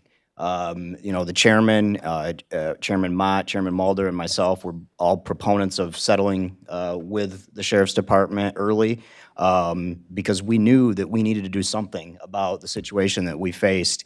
And I'm happy to hear in Captain Coleman's presentation that we're moving in a positive direction, but I think it's important for everybody to understand that in order for that to continue, we've got to get additional revenues for the county, which is why we're asking the public for what we're asking for. As we settled, we knew that what we were settling at was not sustainable, but quite frankly, the path we were on was not sustainable either. So we needed to try to get people in the door and in the program, and I'm very happy to hear that that's working. We just have to hopefully keep that commitment up here at the board level, and hopefully our residents and constituents agree with that as well. So, thank you. Thank you. Thank you. Okay. Good morning. I'm Kelly Cunningham, the Eaton County 911 Director. I'll be quick, but I want to go over kind of my funding sources. So I take $0 from the general fund. And we are supported by the central dispatch millage. It's a special revenue that it's about $4.6 million per year. And Eaton County 911 millage was established in 1988 at the set rate of 0.95 mils and will continue through 2029. This millage funds staffing, training, facilities, technology, equipment for Eaton County Central Dispatch, ensuring efficient response to emergency calls and the rapid deployment of appropriate emergency services. We also have the 911 surcharge. This is about $2 million a year that revenue, and Eaton County 911 surcharge was approved by voters in 2017 at the rate of $1.75 per month per device, and was lowered in 2019 to $1.65 by the Eaton County Board of Commissioners. This surcharge is allocated to fund the radio system for first responders as dictated by the ballot language. The infrastructure and radio debt will be paid in full by fiscal year 27-28. Every year we do go to public safety and we evaluate the surcharge, what it is bringing in and what the costs are. After that infrastructure is paid off, that is something that we can look at lowering pretty significantly just to maintain the maintenance and then also think about future replacement of radios. So again, $0 out of the general fund. We have 26 FTEs, 1 director, deputy director, executive assistant, clerk, receptionist who enters all the warrants into all the court orders into the law enforcement information network. We have 6 public safety telecommunicator supervisors and 16 public safety telecommunicators and a very lovely K-9 facility that keeps us all happy. And just super brief description, so the millage portion, we process and handle all emergency calls for Eaton County. So the thing is we serve every community. We answer 911 calls for every community in this county. And we dispatch and hold records for all the local police departments, fire, and EMS agencies. So we dispatch for 9 law enforcement agencies and 16 fire and EMS agencies. We are making sure that we're next generation 911 services as technology grows. So does 911 in that industry, text to 911. Video calls are on the forefront, receiving photos. We also provide emergency medical dispatch, data support for Eaton County first responders, training for public safety telecommunicators. We also maintain the emergency alert systems. And we also issue and maintain address and location information. And then entering court orders into the law enforcement information network. The 911 surcharge, that funds the Michigan Public Safety Communications radio system infrastructure, user radios for all Eaton County first responders, and then repair and maintenance of that. So I will keep this brief, but Eaton County Central Dispatch is funded through the Central Dispatch millage rather than the general fund, ensuring dedicated financial support for our crucial emergency services. However, many services that are essential to our daily operations, such as technology services, maintenance, and support from the Controller's Office are funded by the general fund. If there is a cut to any of these services, it could significantly impact our operational efficiency. The reliance on these services means that the reductions could affect the maintenance and integration of our technology infrastructure. If you've ever stepped into dispatch, there is technology all over the place. And with that technology, it gets us help to where we need to, it gets the first responders to where they need. All of our computers, that data is sent to all the law enforcement agencies' computers in their car. And there's things we have to think about, officer safety, citizen safety. So the reliance on these services means that reductions could affect the maintenance and integration of our technology, timely equipment repairs, and overall administrative support, all of which are crucial for maintaining the high standards of service that Eaton County residents expect. I contact the Controller's Office all the time. I don't know how they have enough man hours to deal with just me sometimes and all the other aid departments that they're helping. Furthermore, cuts to the general fund would have a significant impact on the Sheriff's Department, potentially leading to a reduction in the number of officers available on the road. This reduction would pose challenges in efficiently responding to emergency calls, as the demand for law enforcement services does not diminish with budget cuts. With fewer officers available, there would be an increased difficulty in finding the proper resources to send to emergencies, potentially delaying response times and impacting public safety. Furthermore, court orders that need to be entered into the law enforcement information network are subject to strict time constraints. Any reduction in staffing or resources could jeopardize the timely and accurate entry of these orders, potentially, sorry, my mouth is a little dry, compromising legal process and community safety. The ongoing need for law enforcement services make it crucial to maintain adequate funding for the Sheriff's Department and other related support services. So in summary, Eaton County Central Dispatch, we're an integral part of the county government ecosystem, providing essential emergency communications and response services to the community. While our operations are funded through a dedicated millage, we rely heavily on the support services funded by these general funds, such as technology infrastructure, maintenance, and administrative assistance. Any cuts to the general fund could significantly impact our operation efficiency, potentially delaying response times and reducing our ability to coordinate effectively with law enforcement and other emergency services. This could compromise community safety, highlighting the importance of maintaining adequate funding across all areas of county government to ensure the seamless operation of Eaton County Central Dispatch and the well-being of our residents. So just to stress, we are part of the county government ecosystem. We always say to our employees, there's two customers we serve. It's the agencies we serve and the citizens that call 911. So I do think that as Eaton County 911, we serve the community, and we tried to make that point when they go to vote on the millage renewals that's been in place since 1988. But we can't do all this without the support of everyone in this county. It's from the prosecutor's office to the courts, to the sheriff's department, to the controller's office, to even construction code.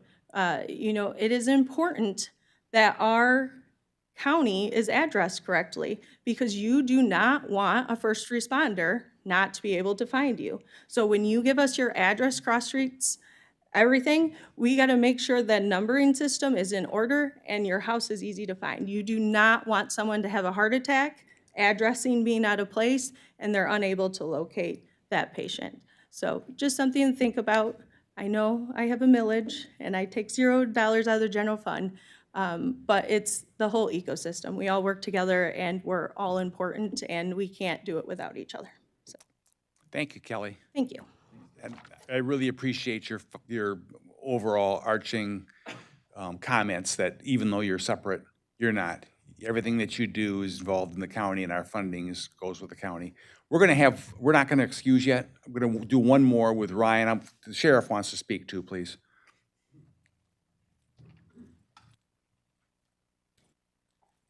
One important thing I forgot to mention, last year I brought to your attention a program that I believe there's a need for it, and that's the deputy paramedic program.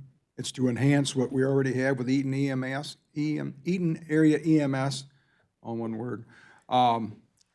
I just thought I would mention that without this millage, this program is never gonna get off the ground. It's still gonna be on paper, and I'd like to make it a reality for the folks here in Eaton County. And just to compliment Kelly, Central Dispatch is awesome. Yep. They do a great job. Thank you, Sheriff. Thank you. We're gonna have one more presentation before we take a short recess, and that is with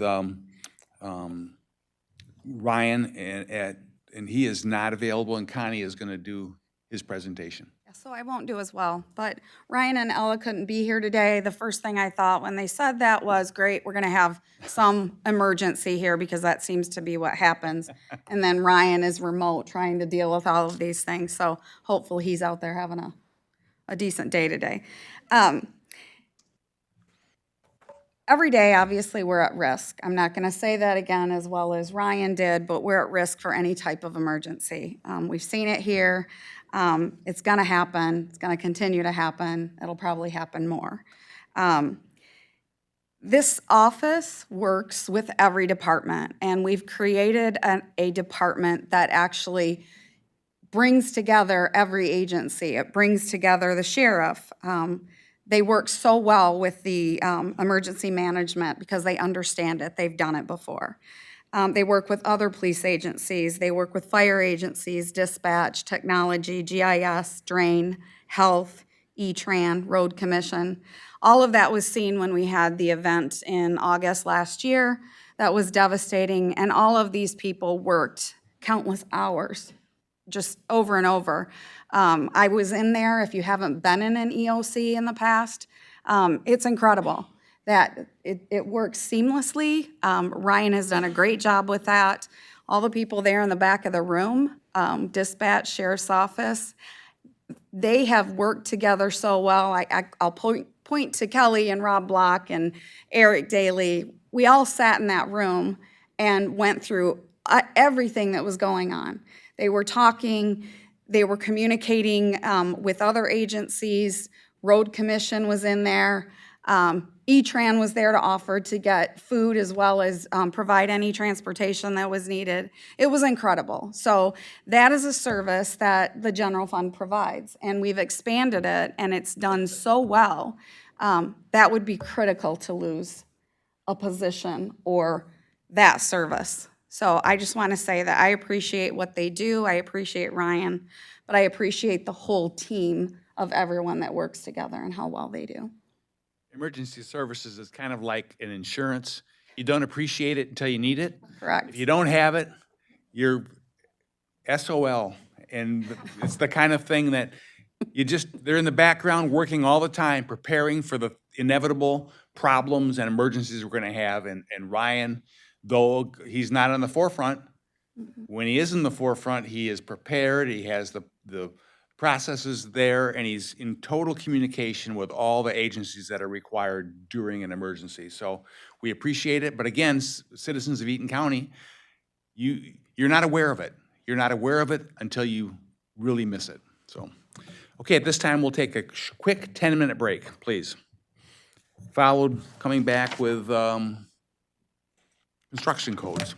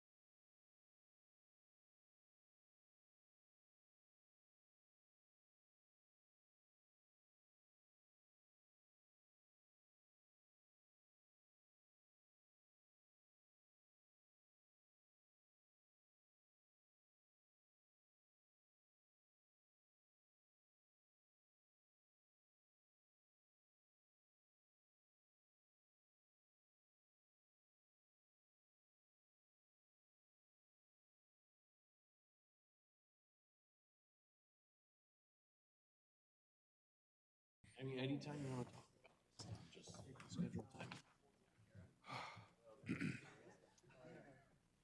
At this point, we're discussing with department heads the effects of funding has on their departments, and we're emphasizing, we'd like to remind them that they want to talk about the importance of what's the impact of a continuation budget has been to them for the last decade, and what a continuation budget would have effect on them in the future, probably negative effect, and their needs for future funding.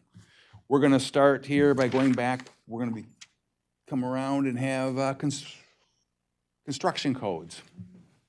Who's doing that? Brandy's going to do that?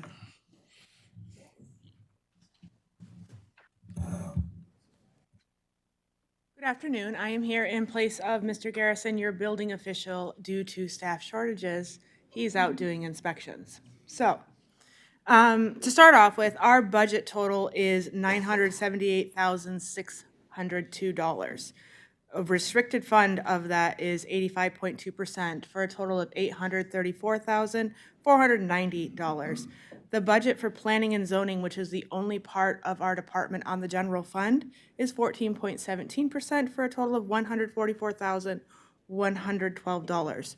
We have 6 full-time employees, 2 part-time employees, 1 contract employee, and 1 employee that is left vacant or on hold. Our department is charged with administrating the state of Michigan building codes. That includes the building for residential and commercial, the property maintenance code, the electrical code, plumbing code, and mechanical code. We are also charged with ensuring that when we do our job, we are upholding the several acts that we have listed out within our report. I'm not going to bore you with them, but this is only a small list of the acts.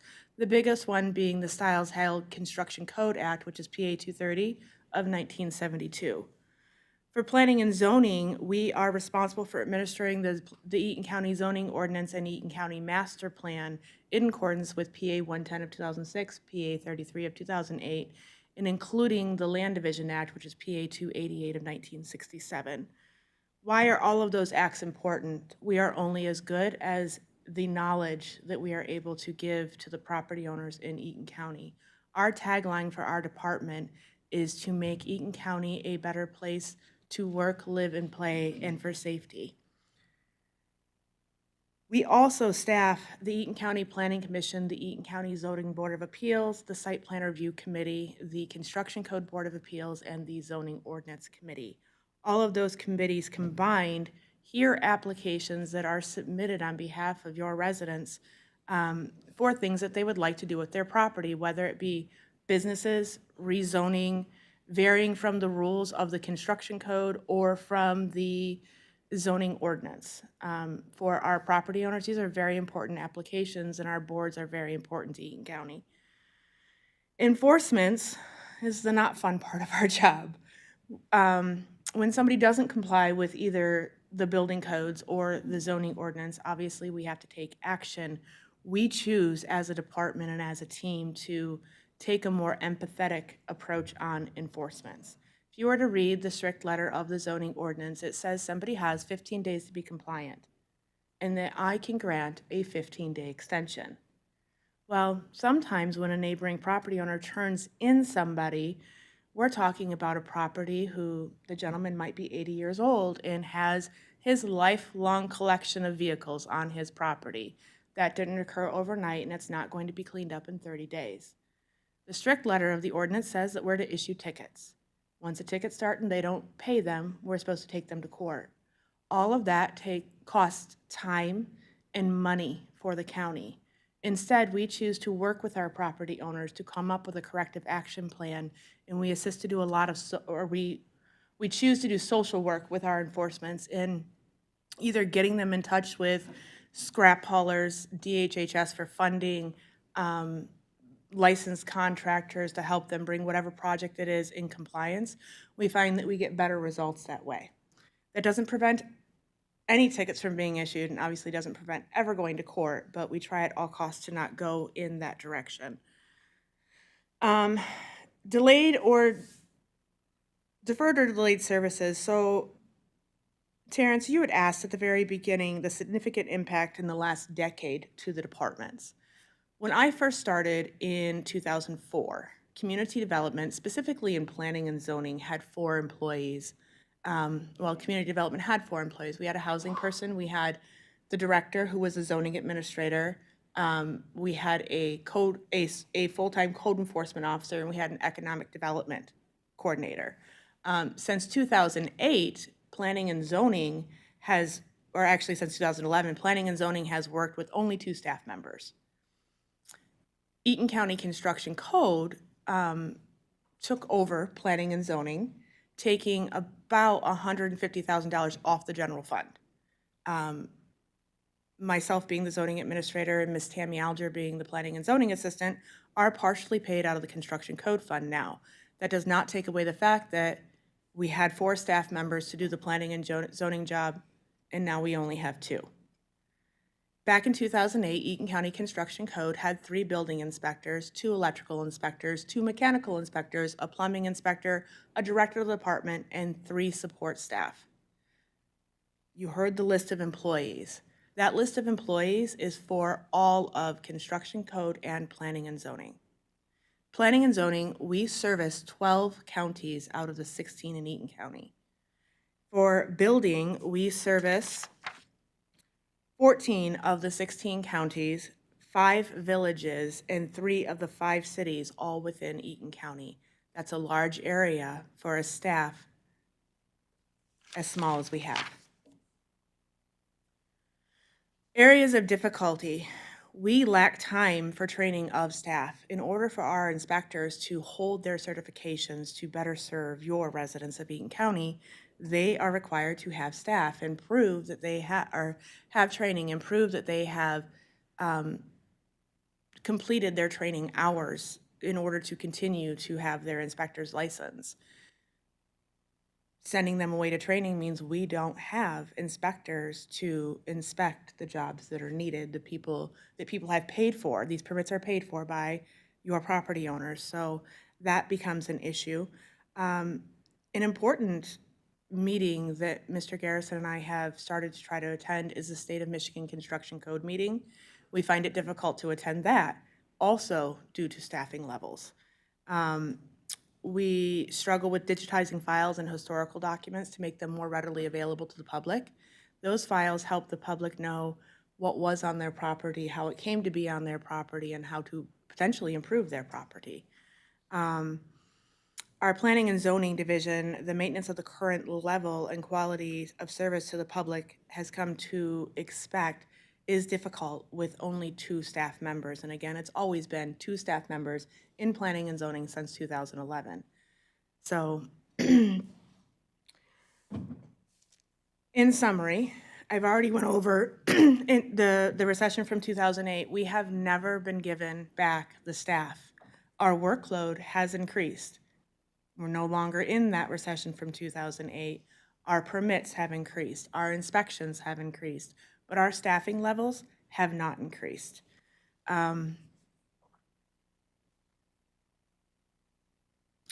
We'd already discussed the combination of it. My position is 40% off from the general fund. Tammy's is 50% off the general fund. The description of services within our report is obviously not complete. We work very closely with all other departments within the county, including the Drain Commissioner's Office, property descriptions, Register of Deeds, the Treasurer's Office, all other local units of government and state officials to accomplish the job needed for your residents. Often we have to work with Eagle to assist people with getting their permit to construct in a floodplain, which is a very difficult process. We are often known as the department that other jurisdictions seek out assistance from, and we love being in that capacity. City of Olivet, we don't do zoning for them, but they'll often call. City of Eaton Rapids, we don't do building for them, but they'll often call. And we have no problem working in that capacity, but sometimes the department that's always the first one to stand up and say, we'll help, also needs help. We choose to have a customer service philosophy when handling all of our daily functions of our job. You will often hear the employees of construction code tell the property owners, we work for you. It really is that simple. We work for you. Your tax dollars pay our salary. We work for you. There's no question too small, no question too big. We work for you. And I think that's all I have. There was more, but I'm not going to keep going.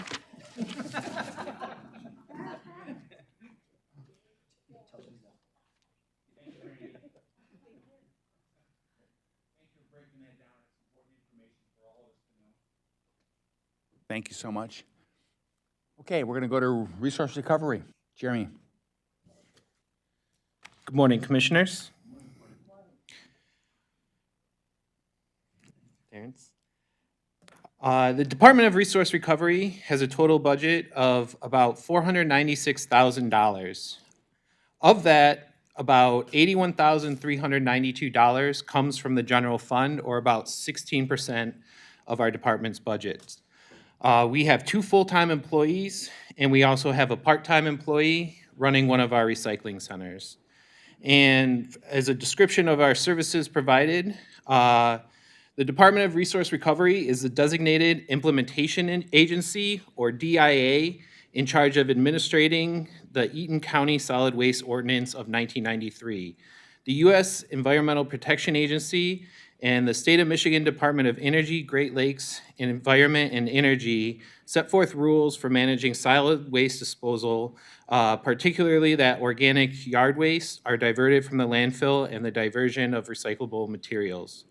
The Solid Waste Ordinance of 1993 established a solid waste surcharge at a rate of 60 cents per resident per month as the primary funding for the Department of Resource Recovery.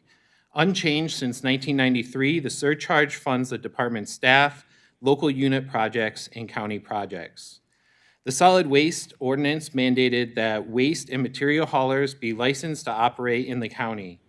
The Department of Resource Recovery oversees and administers county licensing of haulers, and this is standard for most counties and municipal governments in the state.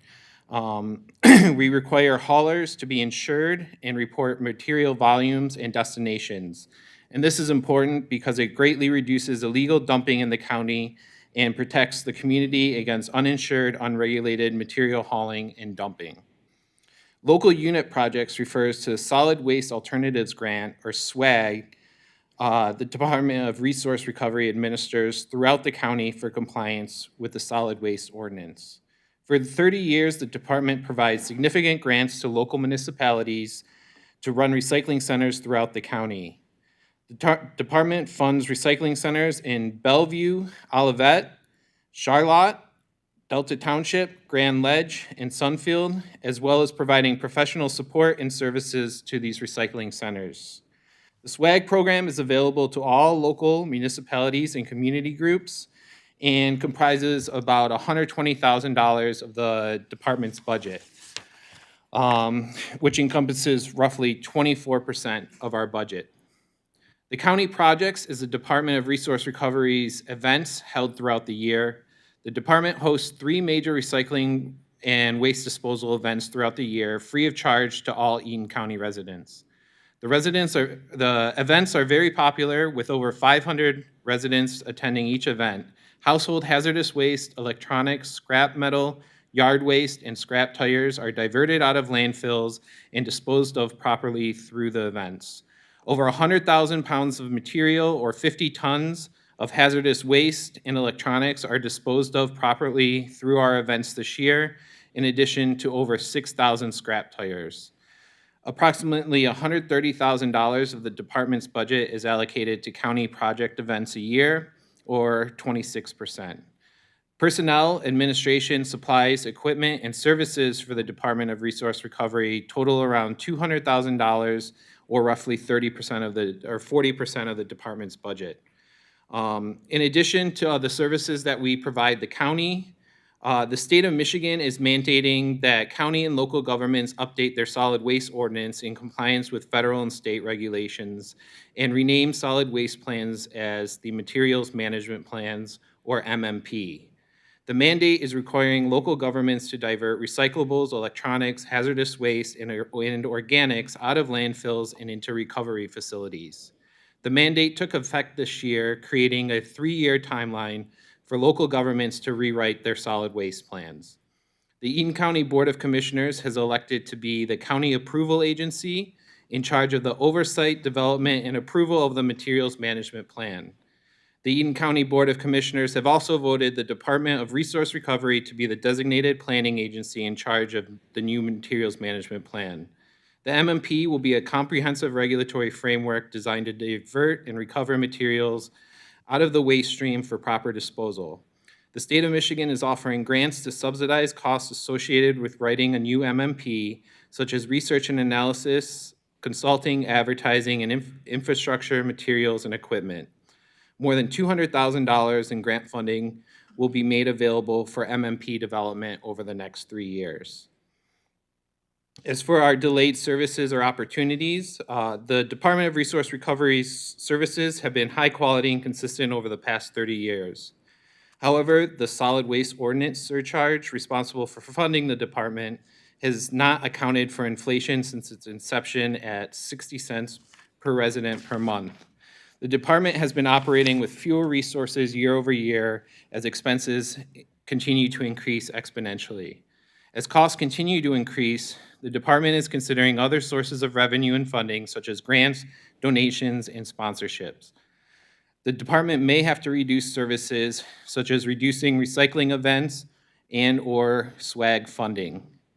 Additionally, the department is developing new programs in anticipation of the materials management plan compliance by addressing recycling access and recycling rates through our mobile recycling programs. Through grant funding from the Michigan Department of Energy, Great Lakes, and the Environment, the department is running mobile recycling trailer for plastic, glass, paper, cardboard, and metal, and in the future, a mobile recycling trailer for recycling electronics that will be able to move around the county to bring up recycling access and recycling rates in compliance with the new law. The MMP will also require equipment and infrastructure to implement in compliance with the Solid Waste Part 115 update.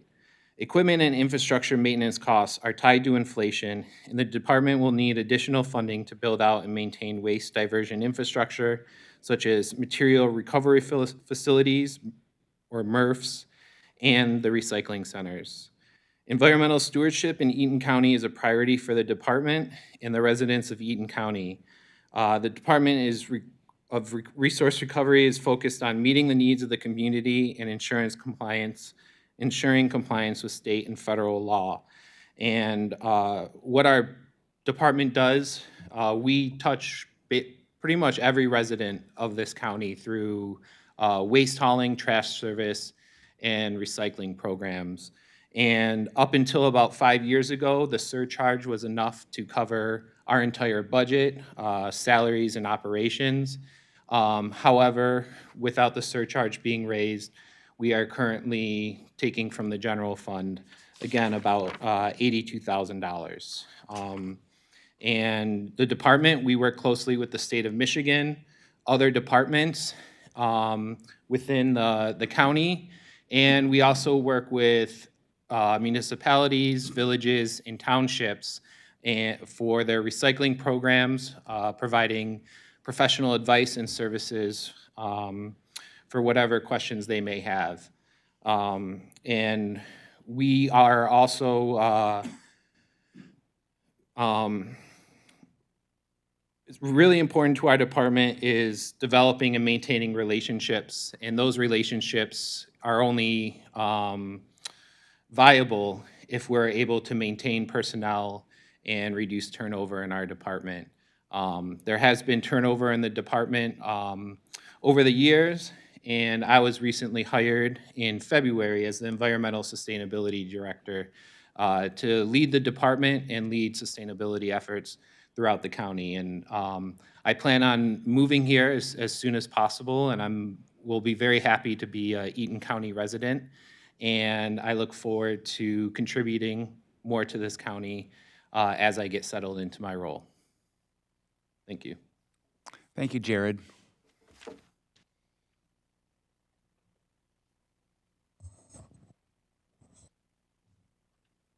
All right. Let's move on to the Public Defender's Office. Tim?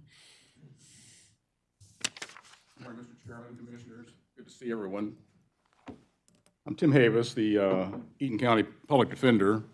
As you are probably aware, a good majority of my funding comes from the state in terms of a state grant from the Michigan Indigent Defense Commission. However, we do receive funds from the general fund as well. It is significant to us, it is much appreciated, and it is necessary for our continued involvement with other departments from whom you've heard this morning and will hear later on today as well. Currently, we have 16 employees, that's 10 attorneys, 2 investigators, 2 legal assistants, a social worker, and also a paralegal. I'm currently down 2 attorneys in our positions. We are doing all that we can to make sure that we still provide the necessary services to individuals coming through the court system that we're going to be representing. The number of individuals that come through the court on a quarterly basis fluctuates from quarter to quarter. 500 to 600 to 700 people can come through the court systems in some form of capacity for traffic misdemeanors, regular misdemeanors, or felonies. My office handles approximately 90% of those. We recently have had some standards that have been pushed forth by the the MIDC as far as the number of cases that we can handle and what those expectations are. Currently, it's 400 non-traffic misdemeanors for an attorney or 150 felonies. Quite frankly, right now, we're doing well to keep underneath that level so that we don't run afoul of any problems with that. But it is and can be quite the challenge. We work with individuals coming through the system prior to arraignment, all the way through their court cases, and sometimes afterward as well. Under the statute, my interpretation is that we're supposed to determine whether someone qualifies for indigent defense prior to the first court hearing, which is the arraignment. So my investigators and the staff attorneys will meet with an individual to collect data from them, simple things such as addresses and telephone numbers. We move into financial information that we gather from them to see if they qualify, and quite a few people do qualify. Obviously, if they do not qualify, we do not represent them, although we do appear for them for the arraignment itself. We take care of the cases going through to either a plea or a trial situation, and then sometimes afterward. We've heard from the court earlier today about the specialty courts, and we have a significant involvement in those programs. Whether it is the circuit court, drug court program, sobriety court, hybrid court, or DV court, my staff actually is there to staff those review sessions all the time. We have great commitment to seeing those specialty courts continue, and without the continuation of those courts, obviously, we will not be able to make sure that we successfully have our clients stay on the course that we expect them to do after their cases are concluded. And plus also, if we are not able to continue to give the level of commitment to the specialty courts, that's going to diminish the quality of the specialty courts themselves. So the symbiotic relationship that we have with the courts, also with the Sheriff's Department and other branches as well, is significant for us. Routinely, we see clients that are in the jail for different reasons, and it's nice to have a good working relationship with those departments so that we can get in and out and be seen when we need to, and to give information that our clients need in that capacity. There are a couple of concerns, I guess, to answer Commissioner Augustine's questions earlier. Although we're a relatively new department, one concern that we had early on was technology. You hear that quite a bit this morning, I understand. We have been able to upgrade our technology within our office so that in 2 of my room spaces, we have the same technology that the courts have so that we can be prepared to proceed in a similar situation that we're going to see in the court as well, so that we don't actually have to fumble around too greatly. That was significant, I thought, in order to bring us up to speed with that. And so continue working with information technologies and other departments to make sure that we are also up to speed on any type of video players or things such as that. It wasn't too long ago that, as a practicing attorney, when you got a case, you probably got just a few pages of a police report. And I think we all know it's changed quite a bit. There's body cam, car cams, every store has multiple camera angles. So the amount of time that an attorney has to spend involving themselves, even with a minor retail fraud case, has expanded dramatically. Because even though it may be a 93-day misdemeanor, our obligation as attorneys is to make sure that we give adequate representation, and that can only happen if we have the time and resources to view all those videos and all that information that's coming through. So it really has expanded the amount of time that is incumbent upon the Public Defender's Office, and I'm sure upon the Prosecutor's Office as well. So the technology increase has been significant for us. Looking towards the future, I will say that I may have more need in the future if certain legislation does go through. There's been consideration that did not pass last year at the state level for the public defender's offices to begin handling juvenile cases. That is back on the table this session as well. I don't know where that's going to be. One of these days it's going to happen, and we need to be prepared for that. That's going to require an additional amount of resources that we'd be coming back to this commission and asking for in the future. And there may be also some years down the line, even involving ourselves with abuse and neglect cases as well. But those are things that I am concerned about in the future. I'm also concerned about where our position is amongst other counties as far as recruitment goes. If anyone has watched the news, sometime in the next probably 6 months, Kent County is going to come live with their public defender's office. They are probably the third or fourth largest county in terms of need for attorneys. They're probably going to soak up 40 to 50 public defenders. I need 2 of those right now, and I'll be competing with those in order to try to garnish those. I'm not sure where those attorneys are going to come from, but they could quite literally soak up the entirety of 1 or 2 years worth of graduating individuals coming out of law school. So it is quite competitive out there, and we need to be supportive of one another to make sure that we stay competitive as well, to provide the services that we render to the citizens of Eaton County as we have been doing. Thank you. Thank you, Mr. Havis. I think a point that you made goes through each of the departments, and I think we've got to reiterate it. It's technology. I mean, everyone sees how technology has changed their lives. I think here at the county, it's amplified multiple times. Technology has become on every desk in this county, involved in every job, and it's become a major part of it, and it ain't cheap. So go ahead and add to that. Good morning. Thank Good morning. you for allowing me to present. I really appreciate that for the Equalization Department. To answer your question, things have changed over time. When I was here over 20 years ago, we had 9 employees. Now we're down to 6. So that's a pretty substantial change. We've had to cut back some of our services we're providing. We have started becoming a lot more efficient through technology. We're using Apex drawing software now, which has helped tremendously. We use appraisal software, which is used by most of the counties and local townships and cities as well throughout the state. So that has helped tremendously. We also put a lot of reports online. My limited staff now puts most of our reports on the website. You can see tax rates out there, not only for this year, but all the way back since I started pretty much. So it has a lot of history out there, which is very useful for title companies, bonding agencies, and the general public as well. So that is pretty helpful. We do oversee all 22 assessors in the county, do equalization studies that set the increase in the value by class of property. Property tax is a little over 50% of the revenue for the general fund, so it's pretty substantial. We sample about 10% or more of the county, compare our appraisals to what the assessor's values have to set an overall increase in each city and each township in the county. If a local township or city is not within the 49 to 50% of the total appraised values, we are required to apply a factor to each parcel in the class. We also train assessors on the proper procedures to follow for SEV and taxable value changes every year. We are dealing with a lot of exemptions now, which is something that is changing constantly. So that's something we have to keep up with as far as the new legislation that's taking place. We also assist locals with local board review and Michigan tax tribunal appeals, especially large commercial and industrial appeals. Clerical staff enters all change of owner and addresses and sale information on a daily basis, and our sales study and appraisal studies are based on that info for equalization studies, which includes analyzing if a sale is arm's length or not, which does take a lot of analysis. After that info is entered, we also mail out real property statements to give more detailed information.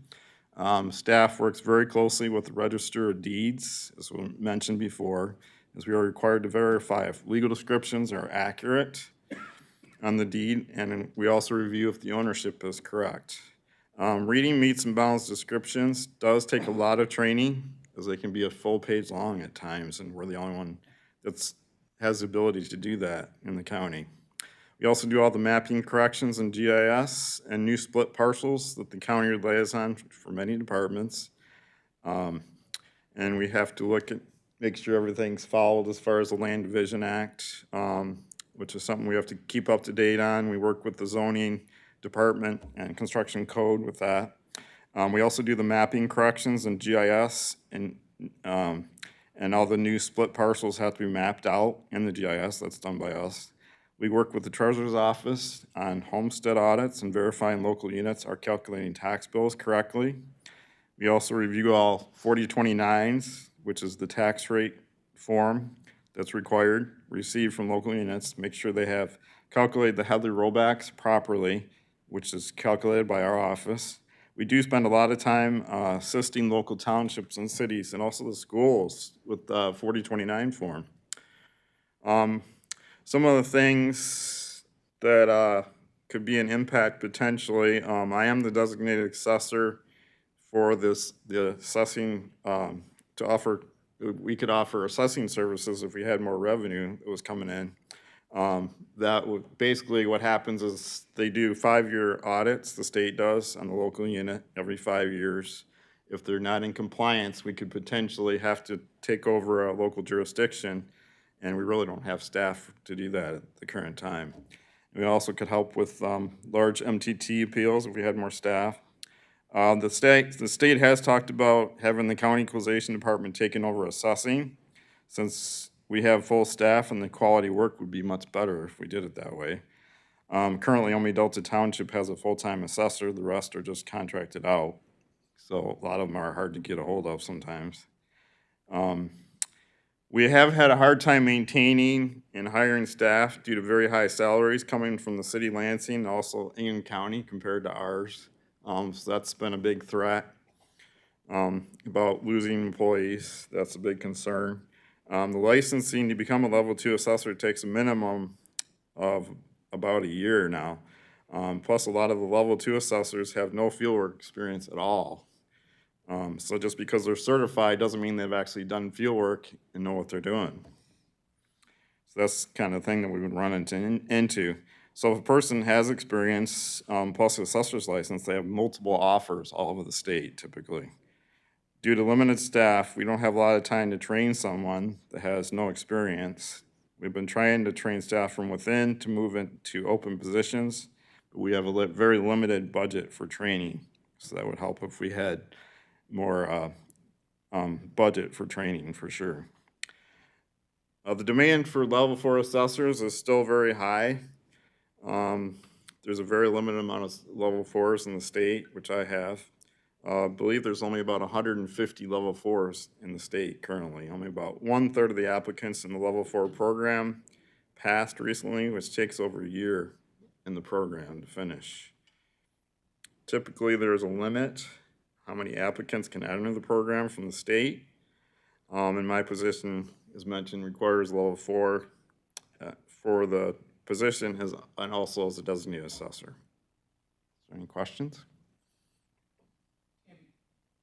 You're sort of the gateway on the income side, on the revenue side for the county. And frankly, there's a lot of roadblocks along the way there in terms of paperwork and making sure we do things correctly and Actually, the duties that I mentioned is just a summary. That's not even close to all the duties that we do.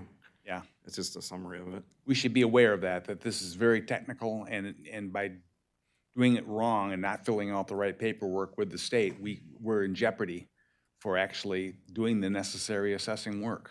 Mm-hmm. Yeah, and if we're not doing our job on the equalization side, the local unit cannot do increases unless we do our studies properly. Okay. So that's a big impact on the budget, obviously. Thank you. You're welcome.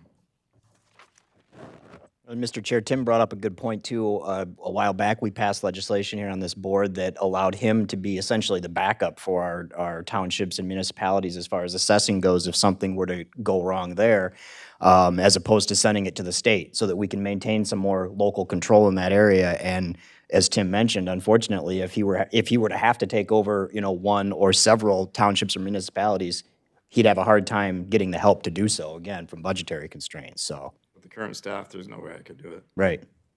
Definitely have to add more staff. Thank you. Thank you for that. That's exactly right. Okay, tech services. You've come under the spotlight several times here today. All morning. It's very humbling to have fellow coworkers acknowledge all the work that the Technology Service Department truly does here. I'm going to pass around, this will be included in a final packet, but this is just kind of a breakdown of the brief services that the Technology Services Department provides to the departments here, and as well as services to law, fire, and EMS agencies throughout Eaton County.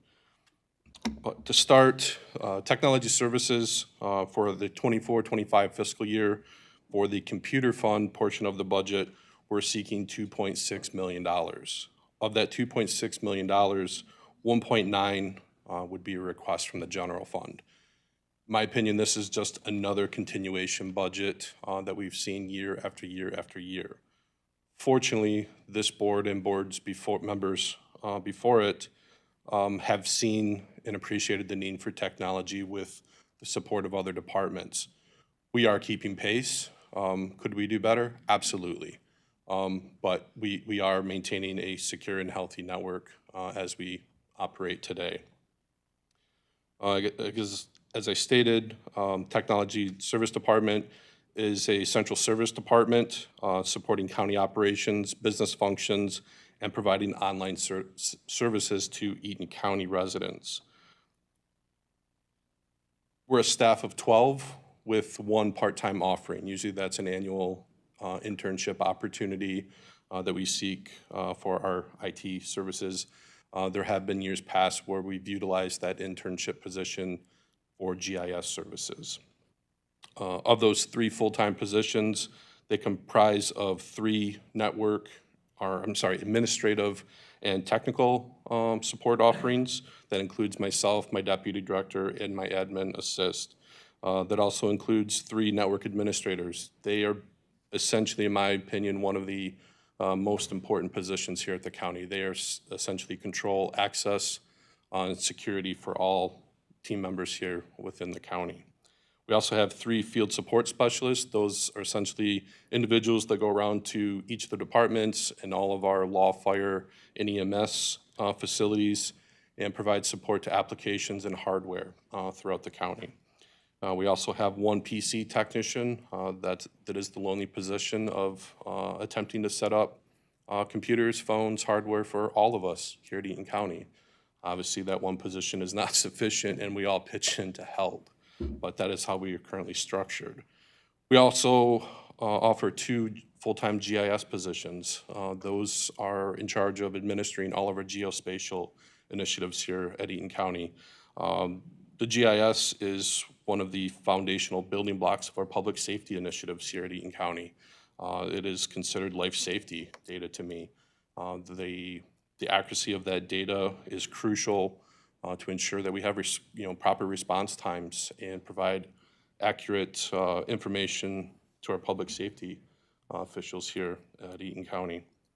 We also provide services to roughly 400 of our full-time employees here at Eaton County. Also, kind of jumping back to the technology service staff, even as a staff of 12, I currently have 2 vacancies. So we're doing all this work with 10 people right now. It's challenging. The services that we provide to the county departments, law, fire, EMS, and the citizens, we provide audio, video support. We provide audit compliancy checks and stuff for our various departments here for state and federal audits that these departments are required to endure. on a, sometimes a annual basis, sometimes on a biannual, and sometimes it's every 3 years. But the Technology Service Department faces the brunt of the work of doing that. Most of these audits are becoming very technical and rely on the, basically rely on perfection of the network and making sure that things are secure and in a manner that passes these audits. We offer cybersecurity. We are in charge of data storage for all of the departments here, disaster recovery, policies and procedures, email, GIS, hardware support, network and infrastructure, physical security, even accessing the doors here. The facilities management department manages that, but it all rests on the backbone of our network here. They're all connected. Provides software support, phone services, third-party application support, and a network for our HVAC for these facilities. It all relies on that. These services don't just apply to Eaton County operations. Eaton County has also established contracts to provide IT services for the Barry Eaton District Health Department. These additional IT services are also required to support initiatives for central dispatch operations. Kelly Cunningham talked before about all the technology advancements and requirements that are needed for her operations. We're constantly behind the scenes working on those things. Those initiatives and requests for services don't happen in a 8 to 5 scenario. We are on call supporting this stuff in a 24/7 manner. All of this equipment is above and beyond normal requirements of general county operations. Decisions made at the local level to add additional emergency responder staff, vehicles, buildings, or additional work that the Eaton County IT or Technology Services Department receives the brunt of that work. If a local unit decides to add another fire truck, we have to equip it with a computer, with a radio. It's not just decisions that are made here in this room that affect our operations and our workload. It's affected at the grassroots level as well. Some of the areas of difficulty that we've currently experienced in the department and have historically experienced are offering competitive wages to this talented workforce. COVID was a real eye-opener to this, where before you kind of competed in a localized market. COVID allowed the world to open their eyes to say we can operate remote. Well, that also meant that the workforce that we're competing with those global job opportunities as well. Staffing numbers is another thing that we've struggled with for years here as well. As I said, we're a department of 12. Pretty much every department that's come up here and spoke today, we're outnumbered. They have more staff than we do, and you've heard it from them firsthand. They're relying on us for a lot of their day-to-day operations. If one department's having a bad day, the majority of our staff are focusing on their initiatives and not able to work on our own internals. It's a problem. We're providing 24-hour service and being staffed and compensated at traditional 8 to 5 wages. That's contributed to a lot of burnout in the department and basically having other individuals come here as a training grounds because we're a diverse department. We specialize on a lot of different things, but they can go to another sector, private or public, and fit into a niche market there and make more money. It's just the reality of what we faced for years here.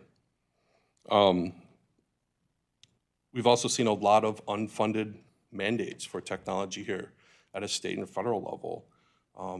The audits that I spoke to before of a CGIS audit or our FOC audits, those are a lot of things that are mandated at the state and federal level, but no funding comes with it. So, the operation here has to fund those security initiatives, has to fund those hardware requirements, but there's no money coming in to support that. There's no money coming in to add additional staff to support those things. Some kind of interesting eye-opening facts about the department. The department was basically implemented in 1984. The department has employed roughly 50 full-time employees since that date. There have only been 3 full-time employees that have retired from the department. That was kind of shocking to me when I dug into that. That should speak volumes. Of the past employees, only 5 have reached their vesting period of 10 years since 1984. That really reiterates what I was saying before of we're good training grounds and individuals leave. Present time, there are only 3 current staff members that have reached their vesting period within the department. So what does that mean? You know, all of the departments that have spoke before me and will continue to speak after me today, they rely very heavily on technology services and the services that we provide. Based on the number of vacancies and the turnover that we experience in the department, we somewhat defy gravity. All that work still needs to be done. Instead of it trickling down to the bottom, it's marching its way up. So those services and things that need to still be accomplished are rising up to our administrative staff. We're having to do the technical work, and basically what it's happening, to answer one of your questions, Commissioner Augustine, is we're not able to do a lot of the administrative, the policy, the planning, things that we need to stay current on because we're tasked with doing the day-to-day to keep operations going. But not everything is bad. We have a lot of successes here. I'm very happy with the ability to articulate the needs and importance of maintaining a healthy network to our stakeholders, which are all of you. A strong supportive board is willing to invest in the necessary technology investments. We've been very blessed over the years for all of you and those before you to see the importance of investing in the technology, but we also need to work on having the bodies to maintain and manage those technologies that we've purchased and endured. Something that I've been very happy to work with alongside facilities management and the controller's office is to co-create our modern capital improvement plan. That was a very long overdue exercise to go through to create and understand what our current future obligations are going to be for capital expenditures. This is going to be a crucial piece for everyone here to understand what our investments will need to be to not only maintain what we have, but to also understand what the liabilities are if we don't maintain those things. We've also been blessed to receive grant awards from our friends at MMRMA. They understand and appreciate all of our security initiatives that we have endured here. Recently, we've been able to successfully receive an award for a 50% match for our security camera replacement here in the complex, in addition to adding additional cameras where we had security vulnerabilities. One of those vulnerabilities was actually a requirement from one of our federal audits that we have to have security cameras in our data center closets or network closets. Again, it's a requirement that they want as part of our audit, but there's no funding that matches that. So luckily our friends at MMRMA understand the importance of that and helped us with a 50% match. Also another grant that we received was a 50% match to offer cybersecurity trainings to all of our staff here in Eaton County. We're also able to offer that to the folks at the Barry Eaton District Health Department, as we all share the same network, so it's important that they receive the same training initiatives for that as well. Probably the biggest thing is working with our administrative staff here, the controller's office. That has been a huge asset for our continued efforts here and support and conveying the message and support that reiterating the importance of our interdepartmental relationships and driving home the need to offer secure and reliable services.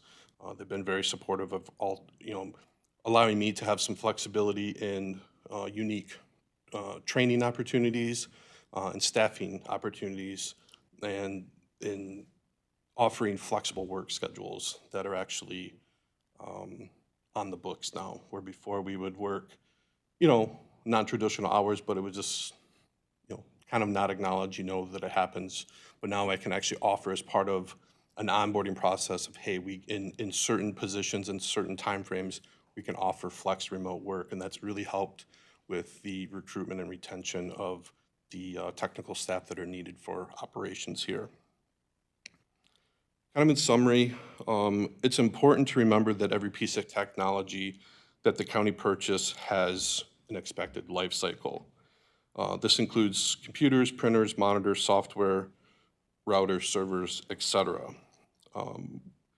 We estimate that our capital improvement expenses for technology infrastructure will require an additional $4.1 million over the next 6 years. We estimate the cost for ongoing maintenance for our already acquired technology will require an additional $7.7 million. That's a total estimated commitment of $11.8 million for technology county infrastructure over the next 6 years. The bulk of these expenditures come from software licensing, hardware replacement, cybersecurity initiatives, and critical infrastructure monitoring. Any questions? I mean, I could go on and on, but we really are just touching the surface of what we're doing here. But it is important that any changes to staffing levels here are not only going to affect our internal capabilities, but it's also going to reflect of all departments that have spoke before me today and will speak after me today.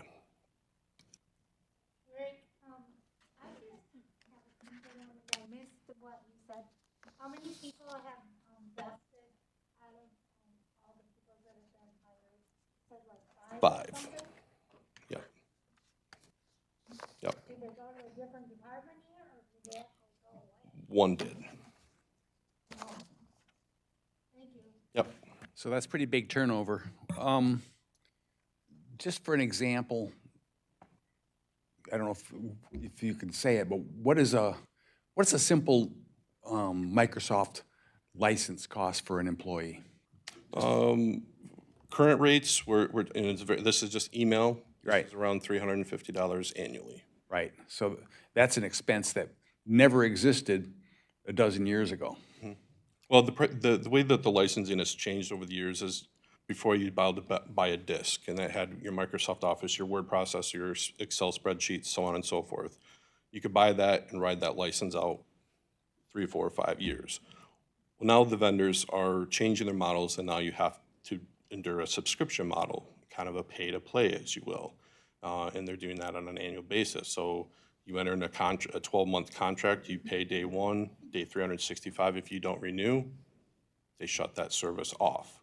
So it's a different pricing model, cost model than what and this isn't just for local government, this is globally. This is what we're all enduring, not just here in county government, but in our personal lives as well.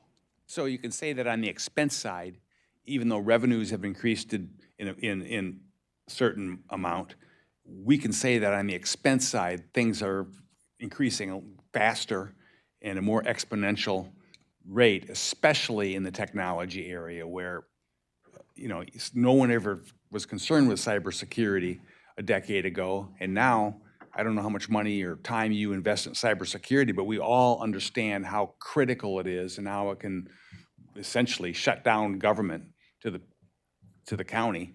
Absolutely. And it don't come cheap, right? No.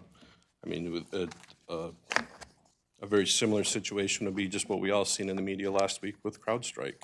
That was one blunder that wasn't perfection. It shut global banking and air traffic down.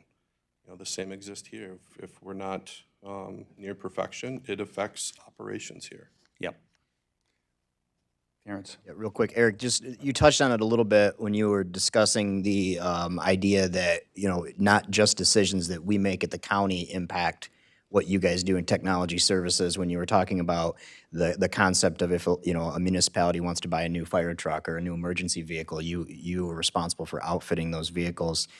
One thing that we learned as part of our process that Chairman Mott and our financial work group worked through was the idea that even if we make changes, like for instance, the sheriff's department unfortunately isn't able to provide the services, the road patrol services in the overnight hours, which led to Michigan State Police picking that up, but we still have costs associated with that. People don't realize that even if we make some of these changes to try to save costs here, that especially on the technology side, there are costs that we still incur to that. So if you just briefly talk to that point real quick so everybody understands that. Absolutely. So just as Commissioner Augenstein was saying, just because Eaton County Sheriff's Department has less of a presence on county road patrol, Michigan State Police is supplementing that where they can. Now, body cam footage, things of that nature that are coming in from Michigan State Police, they don't follow the same channels and utilize the same technology that we're using for, say, online purchase, cloud storage for that. When Prosecutor Lloyd and his staff receives that information, that has to go into a different data bucket in the county because our licensing doesn't allow camera storage or camera footage for those non-county purchase body cam and in-car camera solutions to go on that space. So as Michigan State Police are supplying that data, it's also creating a bigger digital footprint presence in Eaton County's data storage, which is increasing costs. It's changing the workflow process for the prosecuting attorney's office and the public defender's office as well. So, you know, that's one instance where change here of reducing cost, potentially of eliminating services here, it's going to change and not positively change the workload of IT or other departments within the organization. It actually increases.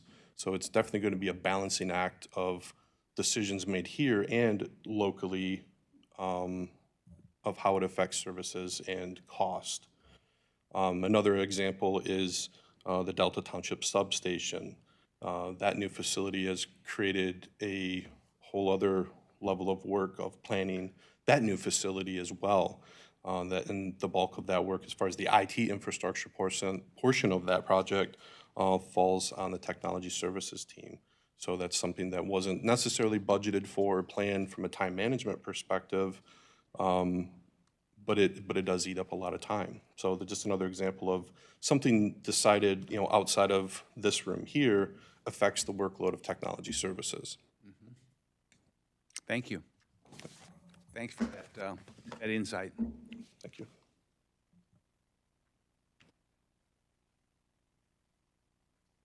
Facilities management.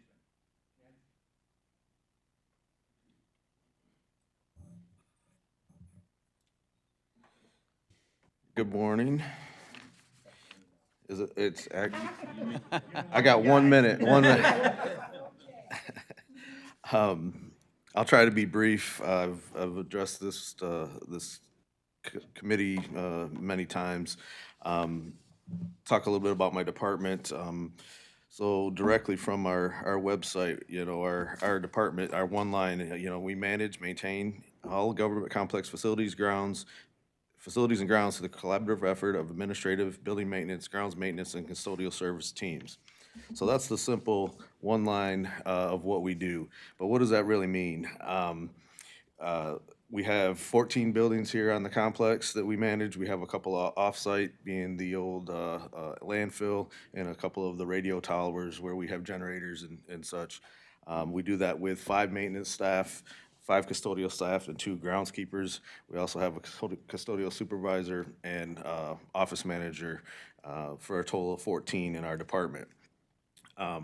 We're an internal service department, very limited public interaction, but we interact with every department here in the county.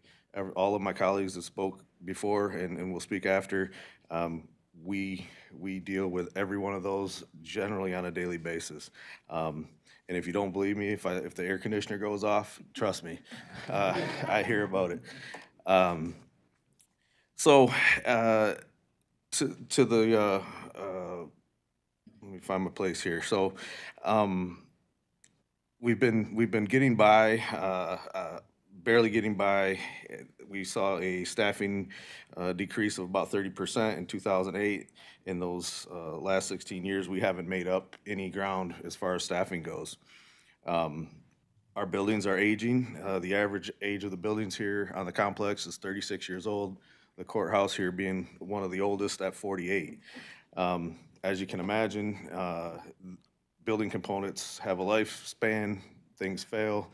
We have to keep up with that, that pace, and that all takes funding.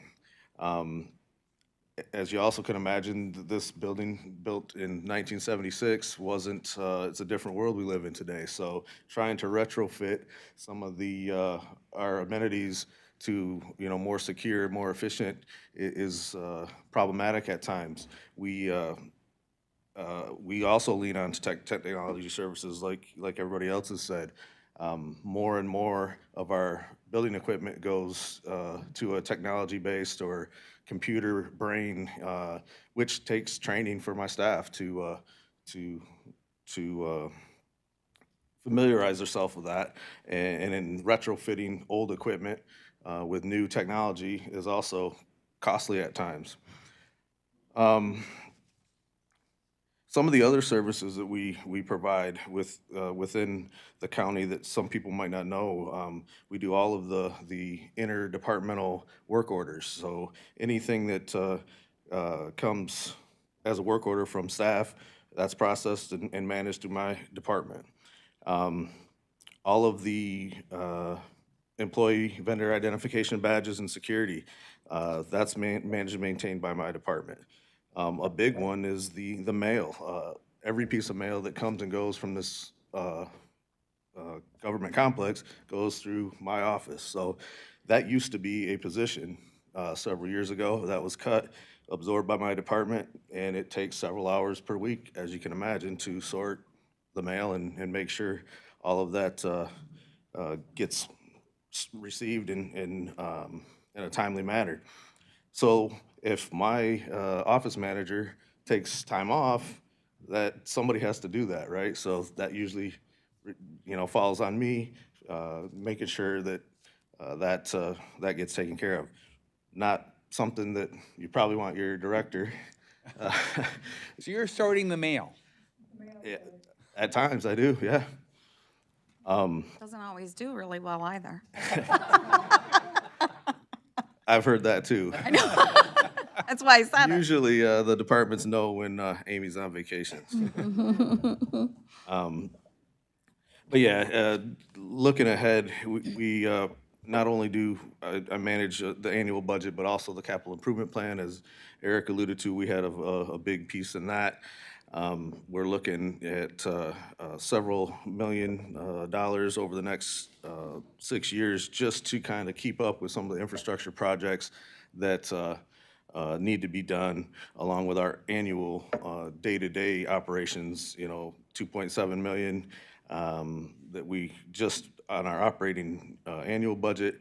And to that point, I think we cut $800,000 out of that this year just to get to where we needed to be. So that defers things even longer. And to answer Commissioner Augustine's question about what happens when we pass a continuation budget, it defers much need maintenance, equipment, training, all of that stuff that we defer for future that never seems to come back. So. And what happens when you defer it, Chad? Well, it gets more costly. I mean, that's, even something simple as training. If we wait 5 years or 4 years to train somebody, the cost of that training goes up substantially. You take equipment, we've seen inflation on every piece of equipment. To put something in this year is going to be less expensive than it will be in 4 or 5 years. But if we don't have the funding to do that, it gets deferred. And eventually we end up either in an emergency situation, which costs even more to replace something. We just had a sprinkler line fail over in the jail. That's a big deal in a hurry. and you get contractors here to do it, but at a premium. So those are the things that I look at and see as some problem areas. And with, increased funding, we'll be able to, increase staffing, allow us to expand and manage the projects and execute our capital improvement plan as we've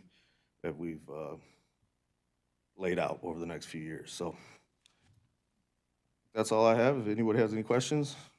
One final thing we sat in bargaining yesterday with our group. I was pleased that we're moving the needle and stepping in the right direction for my team that hasn't been done in quite a while. So I was pleased with how that went. So. Well, and every slick software salesman from Silicon Valley tells you you're going to save people and time by their software. And the stuff that you do really isn't software. It's capital, it's mowing, it's maintenance. It's kind of stuff that just takes time, isn't it? It takes time, it takes money, and it's hands-on work. Yeah, and it affects everybody here. I mean, our goal is to maintain these buildings and create a safe, secure environment for not only and efficient for our employees, but visitors, people who come here for court, or, we want it to be the best that it can be, and that all takes time and funding, so. Yep. Okay. Thank you. Thank you so much. And I'll note that the CIP plan, I believe, is in the Ways and Means part of the packet. If you ever want to look at it, it talks about future investment that's needed, what the plans are, and you'll be surprised possibly at how expensive it can be. So, okay, Claudine, you are here for Parks. Parks. Next on the list. The Parks Department has 6 full-time staff and 13 seasonal. Currently, we are absent a director, which many of you know. In the meantime, Chad Powers, the facilities director, and I have been managing that department. I will add that Ben and Ethan are both doing a fantastic job. We couldn't ask for more out of them during this transitional time. They're both doing very, very well at picking up and doing things around the parks. The services parks provide, they coordinate and deliver services and groundskeeping and to all of the facilities. There are 10 of them in total, ranging from roadside parks to Fitzgerald Park to Crandall Park. They administer summer and winter programs and maintain licensing and staff requirements for all of those. They host events and create opportunities for residents to engage and participate in our parks. They are currently going through a strategic planning process with regards to the future development of Eaton County parks, specifically Fitzgerald, Fox, Crandall, and Lincoln Brick. That's a pretty large undertaking currently. And they also administer a competitive local grant program for all Eaton County units of government to apply for. We have given out approximately $1 million to 11 communities in the past year and a half with that program. Deferred or delayed services and opportunities in the Parks Department.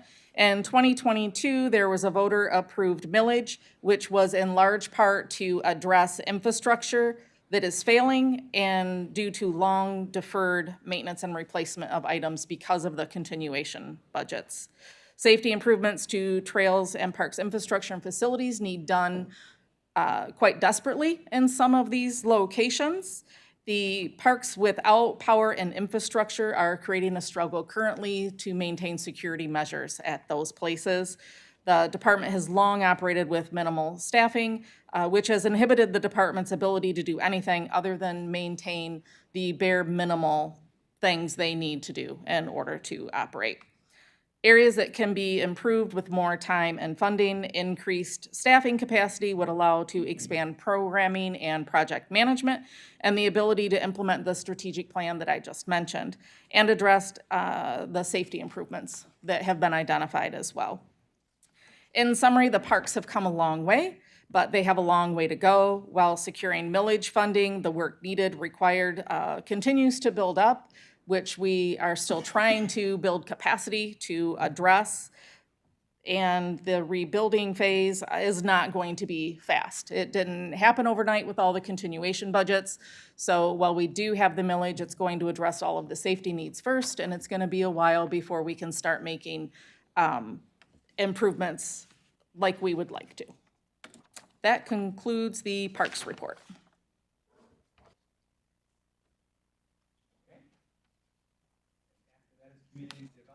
Yes, it is. Yeah, thank you, Mr. Chair. Unfortunately, Commissioner Brailer and I have another meeting to get to, so we're going to have to leave early. But I do want to make a couple of comments before I did. I just want to say thank you to all the departments that came in today. The purpose of this today was to hear from them so that we could better understand where they're coming from, the struggles they're having, and some of the fears they have, and also for the public to see. So unfortunately, the public really doesn't know what we do here. And it's not really their fault. I didn't either before I came here. When I first sat in a chair over there, my head was spinning, not realizing everything that this county does. And so as we're going out there and we're explaining to the public what we do, we're getting some feedback that, what we're doing is a scare tactic, or, we're trying to put fear in people. Well, it's not a tactic, because when you think about all the things that could happen to all the departments, if funding isn't available, it is scary. You think about the sheriff's department not having being able to keep people safe, prosecutor's office, the judges, just all of that just by itself. It's a scary look. And so, is it a tactic? Not really, it's the truth. And so that's all we can do, is get out there and just inform the public of what they're going to lose possibly if we don't have some funding. And it's, in my opinion, irresponsible if we don't, because if we don't get funding and these things happen, and the people come back to us and say, well, why didn't you tell us? That would be irresponsible of us. So, again, thank you. I thank you, commissioners, for, I think there's only 2 here that didn't show today. So it just shows that we do value what everyone does here, and we want to hear what you have to say. And I recently saw a comment online that said, where has all the money gone? And when I saw that, it kind of irritated me, because I'm on this side of the walls and I know what's going on in here. And again, it's not their fault, but we have to educate them. And so, again, thanks, and we'll see you later.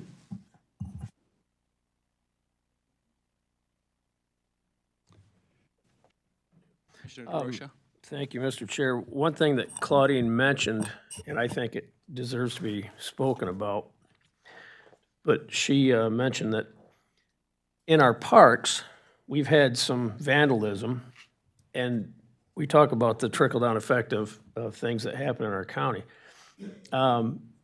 People don't understand that not only does the repair of the vandalism cost money, but in business, you might consider that a redundant cost, because now we got to go back and do it over again. Prices are never the same as when they were initially installed or whatever was vandalized. But the other side of that is we also rely on our sheriff's department to investigate that. We rely on different agencies to come in. We have to cover that cost also. And it's unfortunate that just recently we've had a couple large vandalism events at 2 of our parks, maybe 3 at this point. So it's one of those costs that nobody stops to think about, apparently, in the public, but it affects more than just the parks. And because it affects the parks, it affects the public also. So not that Claudine was leaving anything out, but I think it's important for everybody to understand that kind of stupidity in our county costs us more than people realize. So thank you, Claudine, for bringing that up. Thank you, Commissioner. Okay. Community development. Yep, so I guess I should have started with my name on the last one for the recording, so I'll do it this time. I'm Claudine Williams. I'm the Director of Intergovernmental Affairs and Development, and this is the Community Development and Housing Department report. The department has 2.5 FTEs, director, myself, 1 full-time veteran service officer, and a part-time veteran services administrative assistant, which is grant funded. The department provides veteran services to veterans in the community to obtain their federal benefits through the VA, and the administrative assistant administers programs for financial assistance, among other things, but financial assistance for Meyer cards to pay VA copays, dental assistance, things of that nature. So when I go through and tell you what the department does, that full-time staff and a half only does veterans. So when I say the department does for the rest of it, that really means me. So, administer the Housing Emergency Repair Program, coordinate economic development services and activities for the county, administer the purchase of development rights for the county, serve as a liaison to provide support between designated county departments and the Board of Commissioners, the committees, and the work groups. This means agenda packets and agendas, things of that nature that you all get in preparation of your meeting, to make sure you get everything you're needing and that it's a complete set of information when you get it. So you don't see resolutions before you that don't have all the background with them. You have everything you need to make decisions when you get that packet. I direct and provide leadership for project studies, program management, policy development, community engagement, all things that strengthen the county internally and externally to support the community and its vitality. Lead and develop the countywide initiatives and coordination between multiple units of government on interjurisdictional projects. And I represent the county at several meetings, organizations, and community events. New items developed or that are in the process of being developed over in the last year and a half that we have never done before.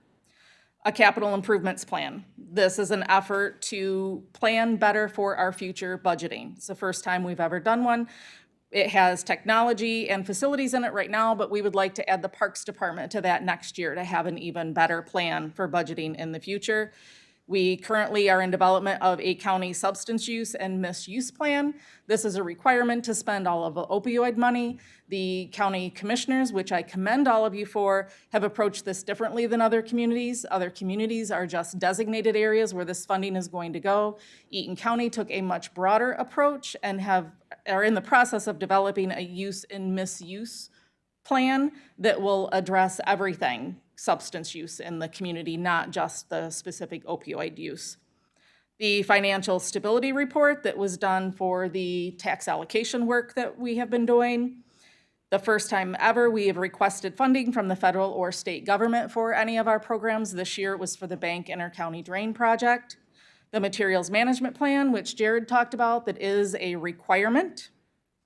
New meeting software implementation for Civic Clerk. You will hear more about that in the future as Dropbox will be going away. The Parks Community Grant, which I just spoke about. The Parks Strategic Plan, which I just spoke about. There is also an effort in the community for a capital area childcare plan to address the shortage of childcare.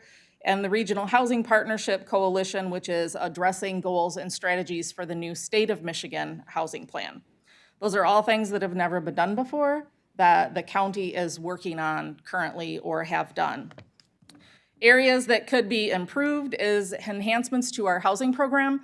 We only have an emergency repair program currently. There are several other housing opportunities out there if we had staff to administer them.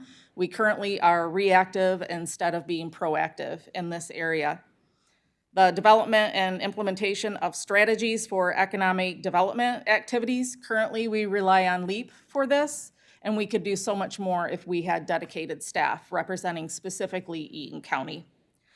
Explore more grant opportunities and programs to address the county's needs and improvements for Eaton County as a whole, facilities and the community both.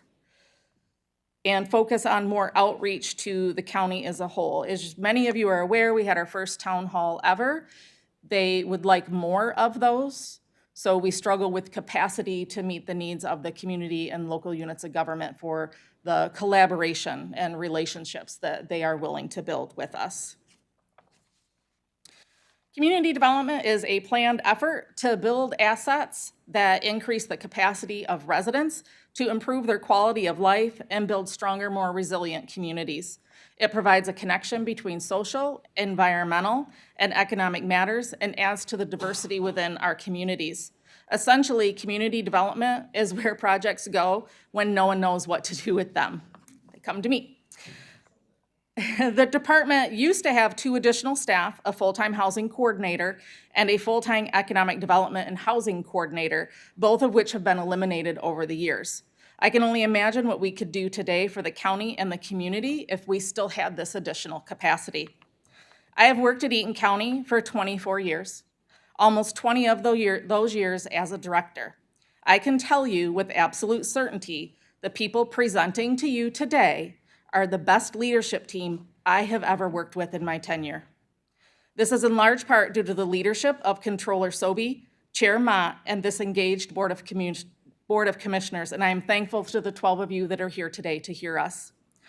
The culture Controller Sobey has created over the last year has given everyone a seat at the table, and the county and its residents have only benefited from her leadership. There are no silos here, only collaboration. And to quote Controller Sobey, we are one. Thank you, Claudine. Thank you. I'm going to limit questions because of our time. I'm sorry. I didn't mean to cut that one off, but it's time to, we got to keep moving here. I'll be swift. Be quick. You're a communications expert. You can. Yeah. So I'm Logan Bailey, the Communications Director. I have 1 FTE in my department, and we are 100% funded by the general fund. When I interviewed almost a year ago, I learned this county had no real foundation for communications with the public in place. The only time that would happen is in a crisis, and my commitment when I accepted this job was to make it so that was no longer the case. I was encouraged by that board of elected officials that interviewed me and this body for your enthusiasm to actually communicate with the public, to share pertinent information with authority and accuracy. Coming into this role, I knew it would be a department of one, and I knew it needed to be built from the ground up, and that's what really attracted me to this role. It's not often you see an established organization, let alone a government body of this size and impact, without a communications apparatus in place.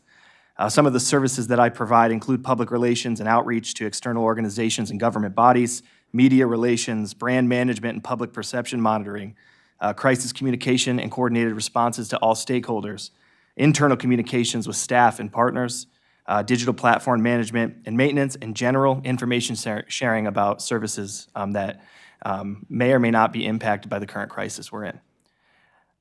There are deferred and delayed services as well that with more resources my department could better accomplish for the county. Those include serving as a legislative liaison for county initiatives and potential funding opportunities. We've been able to do limited work in that space, and I think with more resources we could not only benefit the county administration but residents as well. There's no reason we shouldn't be championing initiatives across state and federal grounds. Advertising resources and testing, rapid response to be able to communicate through all mediums, from print and digital spaces to video. Addressing misinformation within our ecosystem. I do that on the daily, but I cannot keep up as a department of one. Proprietary website build and management. We are a large government body. We are the 18th most populous county, and we do not own our own website.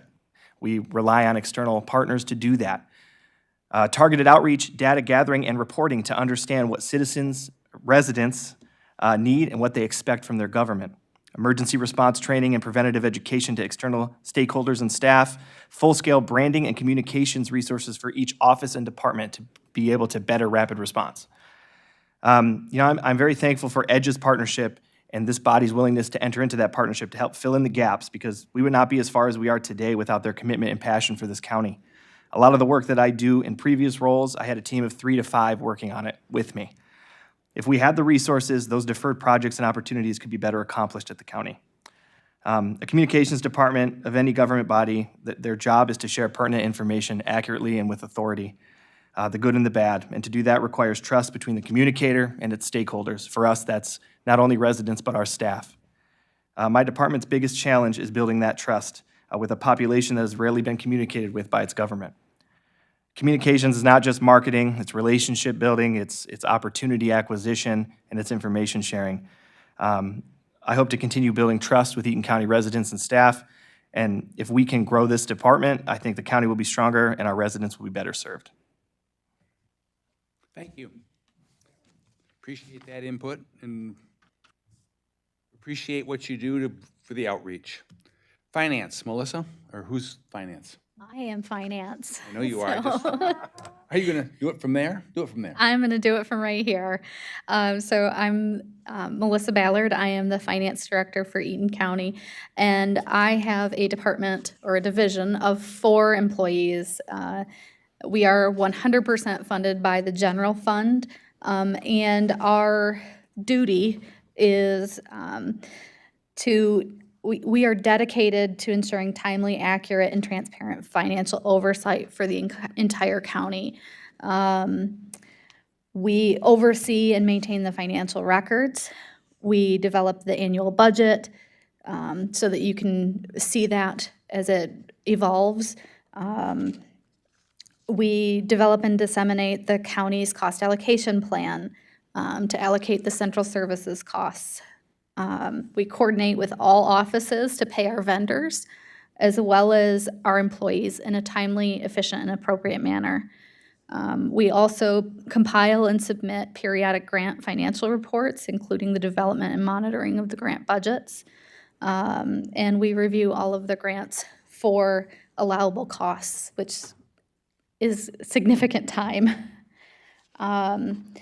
So some of the things that could be improved in coming years is updates to our financial policies. They're not expired, but they are outdated.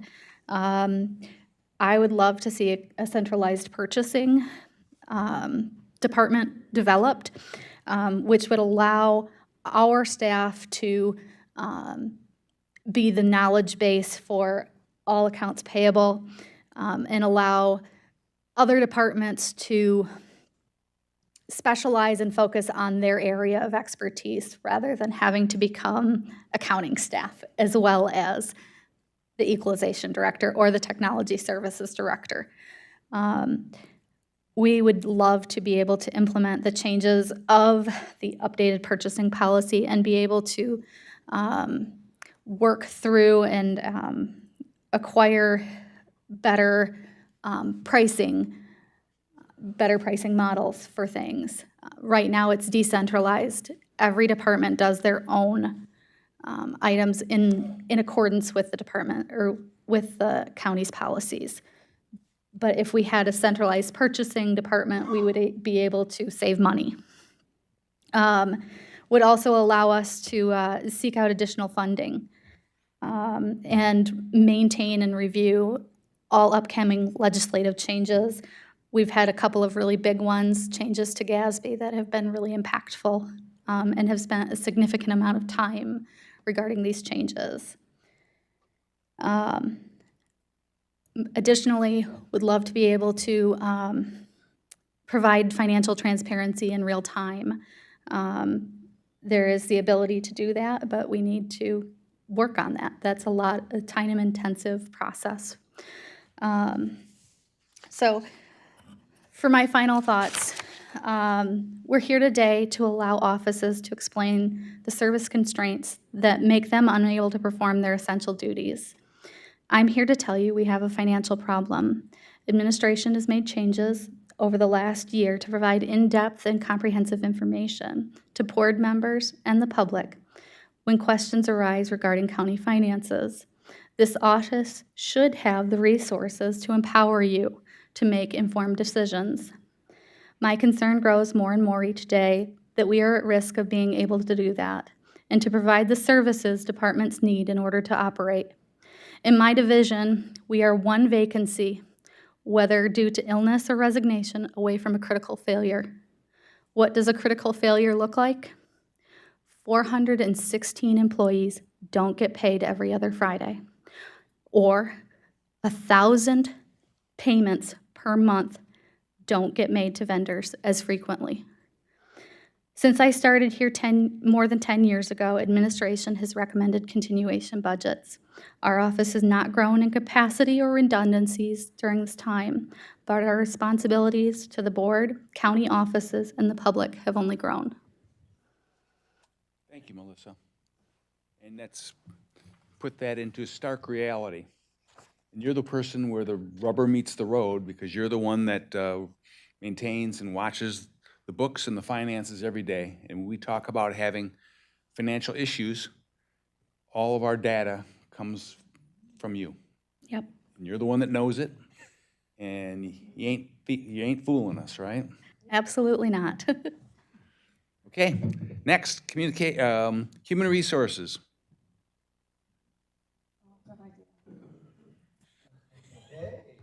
Figure I might as well, use this spot. I want to talk about MERS. I'm kidding.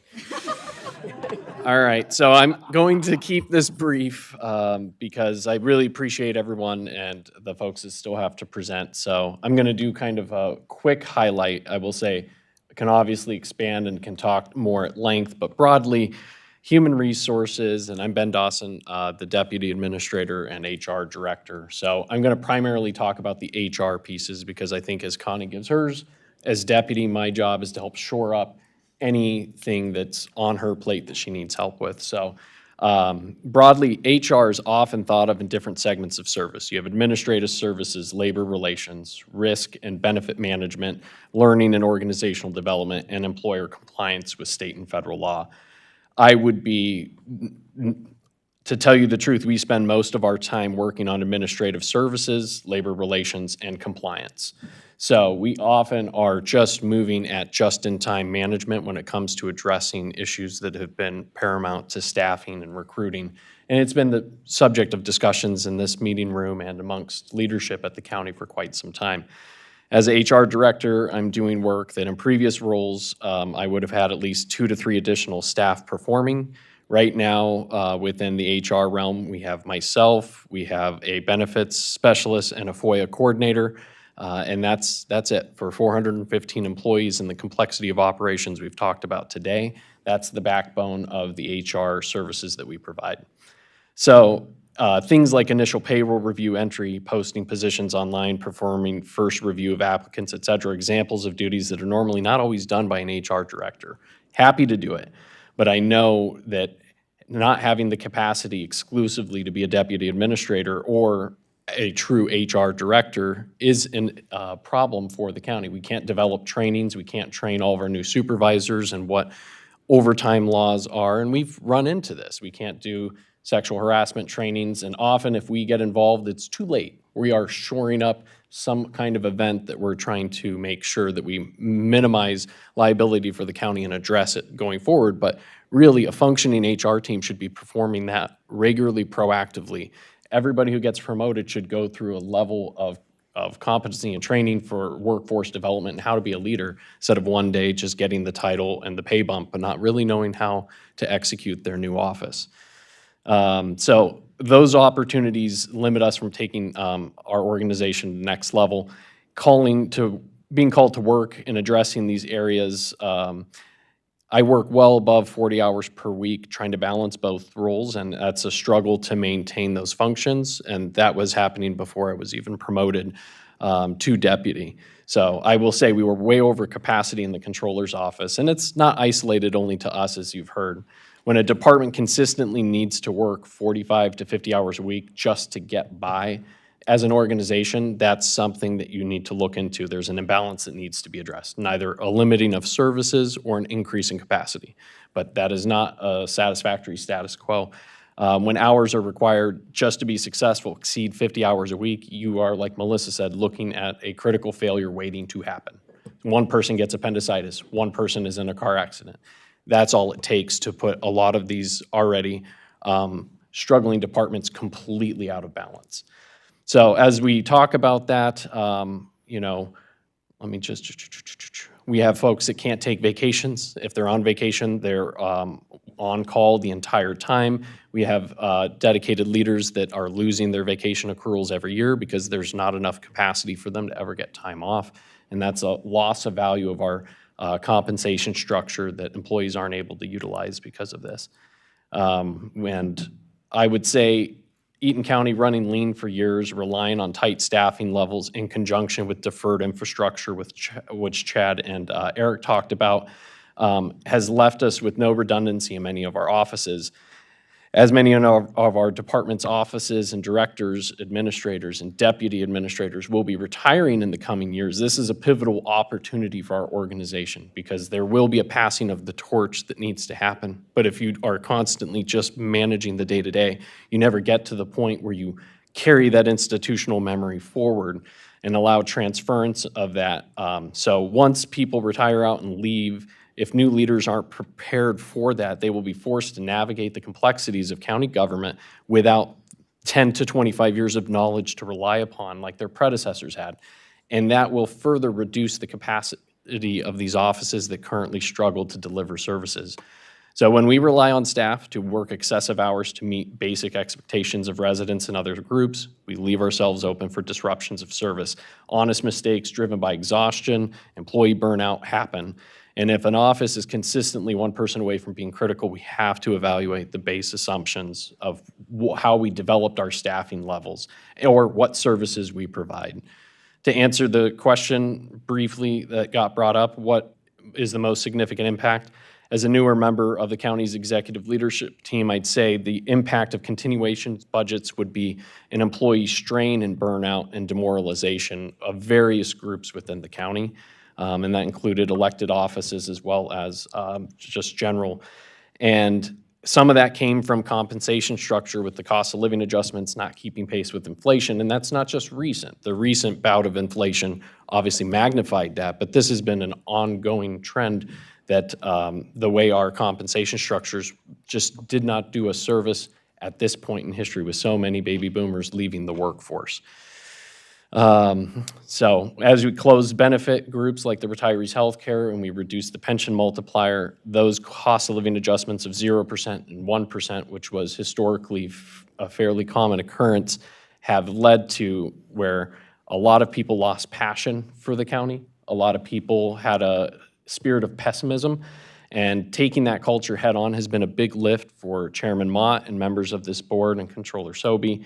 And other elected officials like Doug Lloyd and the sheriff that are really taking point on trying to address the culture that if it was left unaddressed would mean more instability for the county in the future. So my biggest fear is what got us here will not get us where we need to go. So thank you for listening to staff and giving us the opportunity to present, and thank you. Thank you, Mr. Dawson. Well put. Put it on a t-shirt. Okay, Controller Sobey. Okay, I really want to be quick because we have our prosecutor who's waited patiently. You just heard from the departments I manage. The last 14 are the individuals that serve this county that are not elected.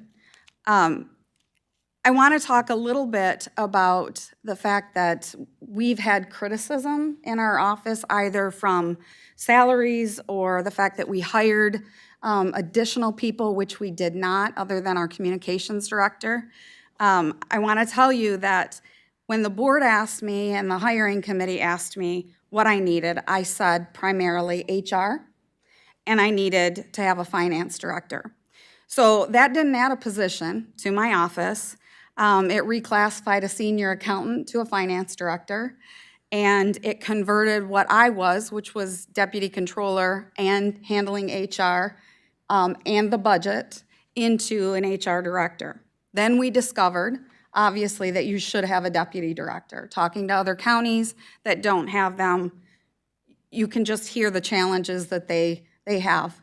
And I think these individuals can show you and have shown you what they're able to do and what a difference they've made in the last year and a half that they've been here. I chose the individuals based on what I know and felt they could do for the county and what the county needed. I'll talk a little bit about Claudine that you heard from. That was the result of construction code approaching me and asking me to restructure their office. They felt it would work better. That involved community development because Claudine and Brandy were in a department together, along with housing and veterans. Well, housing is Claudine. That didn't create a new position. It expanded what Claudine was doing, but what it really did was recognize the work that she had been doing. You just didn't see her. She was behind the scenes giving all the information. You didn't see it coming out of her mouth, which I think was crucial that you heard from all of these departments, which I don't think you heard from in prior years. They weren't at the forefront like they are now. I'm going to talk about communications because that's been criticized a lot, and I see Logan smiling at me. That was crucial. And I'll look at Commissioner Augustine. How many years did you want that? How many years have all of you thought we needed to better communicate with the public? We haven't done it. We really haven't. And Logan has been here a year this month, and what he has done is significant. I'm right. You're laughing at me. He's really reaching out. He's reaching out to the public. He's letting them know he's here. The media never called us. They never got a hold of us unless there was a crisis. It was a crisis. And that's what you heard. Eaton County, such and such happened. Now, they're actually looking at your board packets. They're finding resolutions. They're seeing the posts that he makes. They're looking at the newsletters, which is all just a small part of what he does, but that outreach is there. He's worked with the Sheriff's Department. They're getting the words out there that should have been out there years ago, 100 years ago. We're doing it now. And these are very qualified people. So I'll say it how I really want to say it. It's offensive that I'll get upset, that Logan is looked at as a luxury. He's not. Finally, the last thing I'll say is that we're at the point where we are actually finding our footing here at the county. And now we're in financial turmoil. We've been there. We know that. But this is the last ditch effort to continue services. That's what it is. We're looking at $3.4 million that we need to find to balance 24-25 budget. It'll be a very irresponsible position to be in if we don't have additional revenue to continue that $3.5 million budget with using fund balance or any other revenue source that is not a continuation that we can expand services. But really, I just want to maintain services. I really do. I think you all should want to maintain services, and I say that not just to you, but really to the public. That's what you should be striving for. That's what everybody here today has done. With that, because I get emotional, I'm going to leave it up to our prosecutor to end this. I'm a little afraid of how serious he's going to be, but he is serious, and I think you all need to see that. Thank you, Doug. Wait, I want to say something.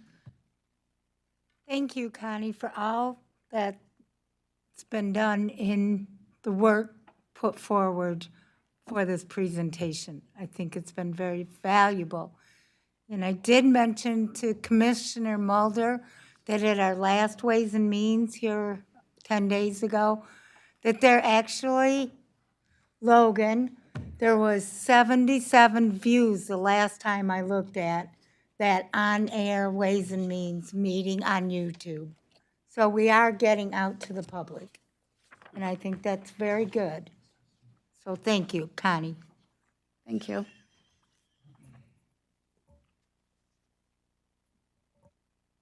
Good afternoon, Commissioners. I am Doug Lloyd, and I am your Eaton County Prosecutor. I want to commend every department that was here. There was 20 on our list, 19 presented. I'm I'm sure if the treasurer had been here, he would have told you the same thing, that he's down people as well, and that he could use the help, of Eaton County. But, everyone else who actually did present, wonderful jobs. This is what it's telling you. What are you telling me to do, Commissioner Jeremy? Do I have to really stand here? Does it not move? Not a courtroom, Doug. Get this guy a wireless mic. That'll be good. There we go. Yes. Walk it like that. All right. Yeah, I'll take it like a walker. And I realize a lot of the departments have left, but the information they provided today was even eye-opening for myself. But at the same note, I'm going to say I'm disappointed, because at the start of this meeting, there were chairs empty here, chairs of commissioners. And I wondered, because you're elected officials, if you're going to be an elected official concerning about the concerns of the county, don't you think you'd actually want to show up to find out what the county does? And I realize that as I look across the county, and I counted it this morning, there were 5 of you who were sitting here who won't be here in December, or at the latest, the 1st of January. But yet, I saw absolutely no candidates, and all of you have candidates. Some of you have contested races. None of them are here. Now, my only hope is because IT is a thing, and the controller's office is a thing, that we have Zoom now, well, not Zoom, we have YouTube now, so they can go back and watch it. So I hope they do that. And I hope that you will tell your fellow commissioners who didn't show up, or if they're your buddies who are running in one of the races, that maybe they should pay attention. Because this is our future. Because Commissioner Augenstein, if you were to win in November, you won't get to sit there and expound thoughts anymore. You'll be over here, standing at a podium, speaking at public comment, or if the chairman is gracious enough to bring you up for a certain thing. And so you won't have that opportunity to just tell the commissioners what you think, or you'll do it by being a politician and going to each one of them and talking when you have the opportunity. Those are things that we need to think about, because you saw a preview of what's going to occur if this millage does not pass. Every department is going to come in here and tell you that they are already short employees, that they went down in employees in 2008, that they either maintained or went down in employees in 2017. And now with the numbers that are being projected,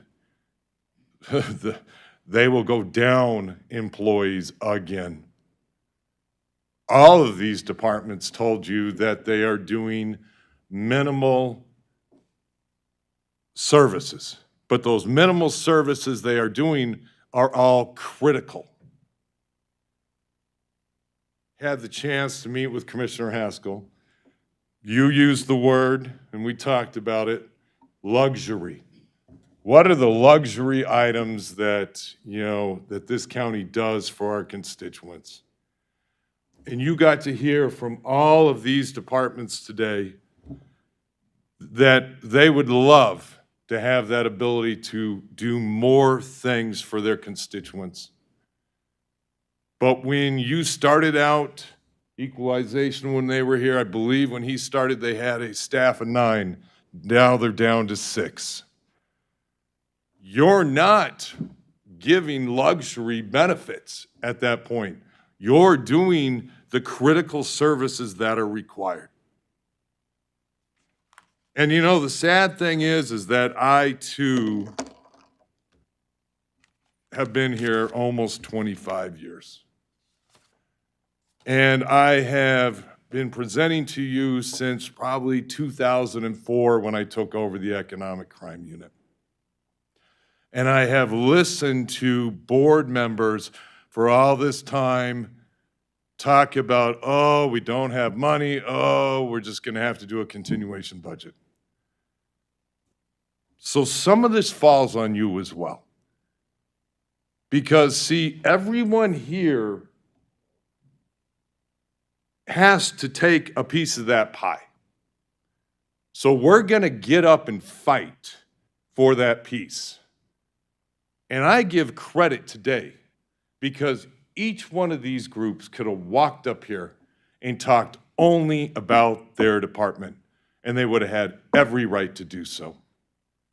But every one of these departments got up and said, hey, we can't do it alone.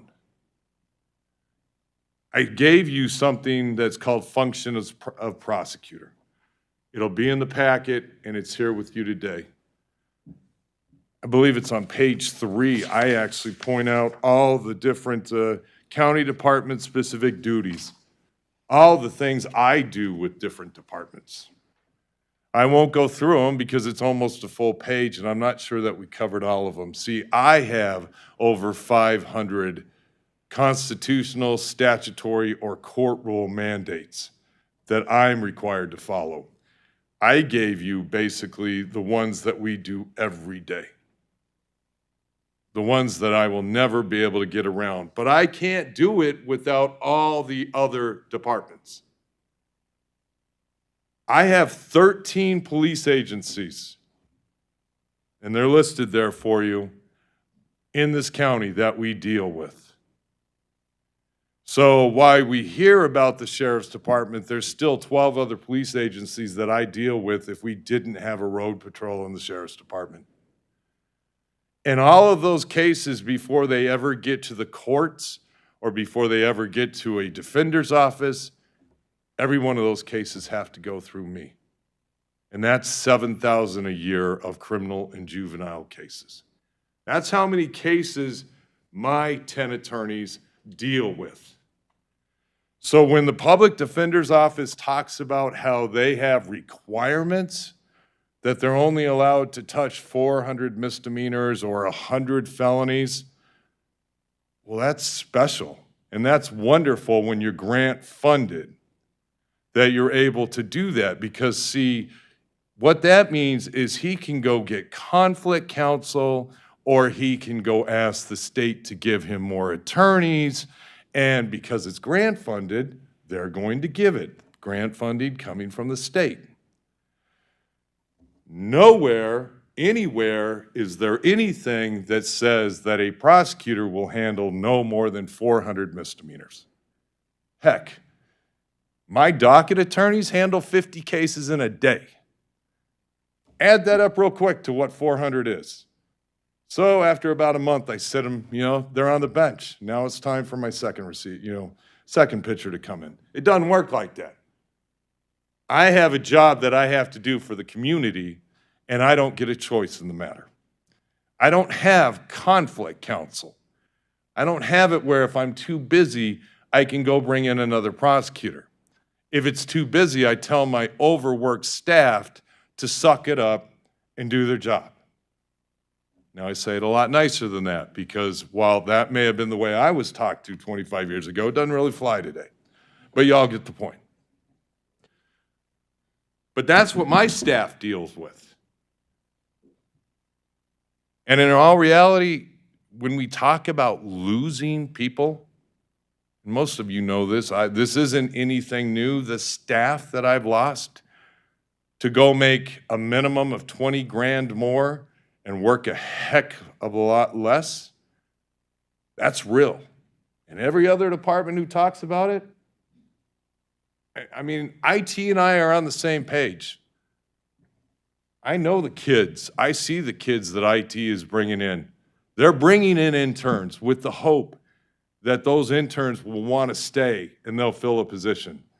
I'm hiring, and I call them kids, they're young adults. They're the same darn age as my children, which I guess aren't children anymore. They're young adults as well.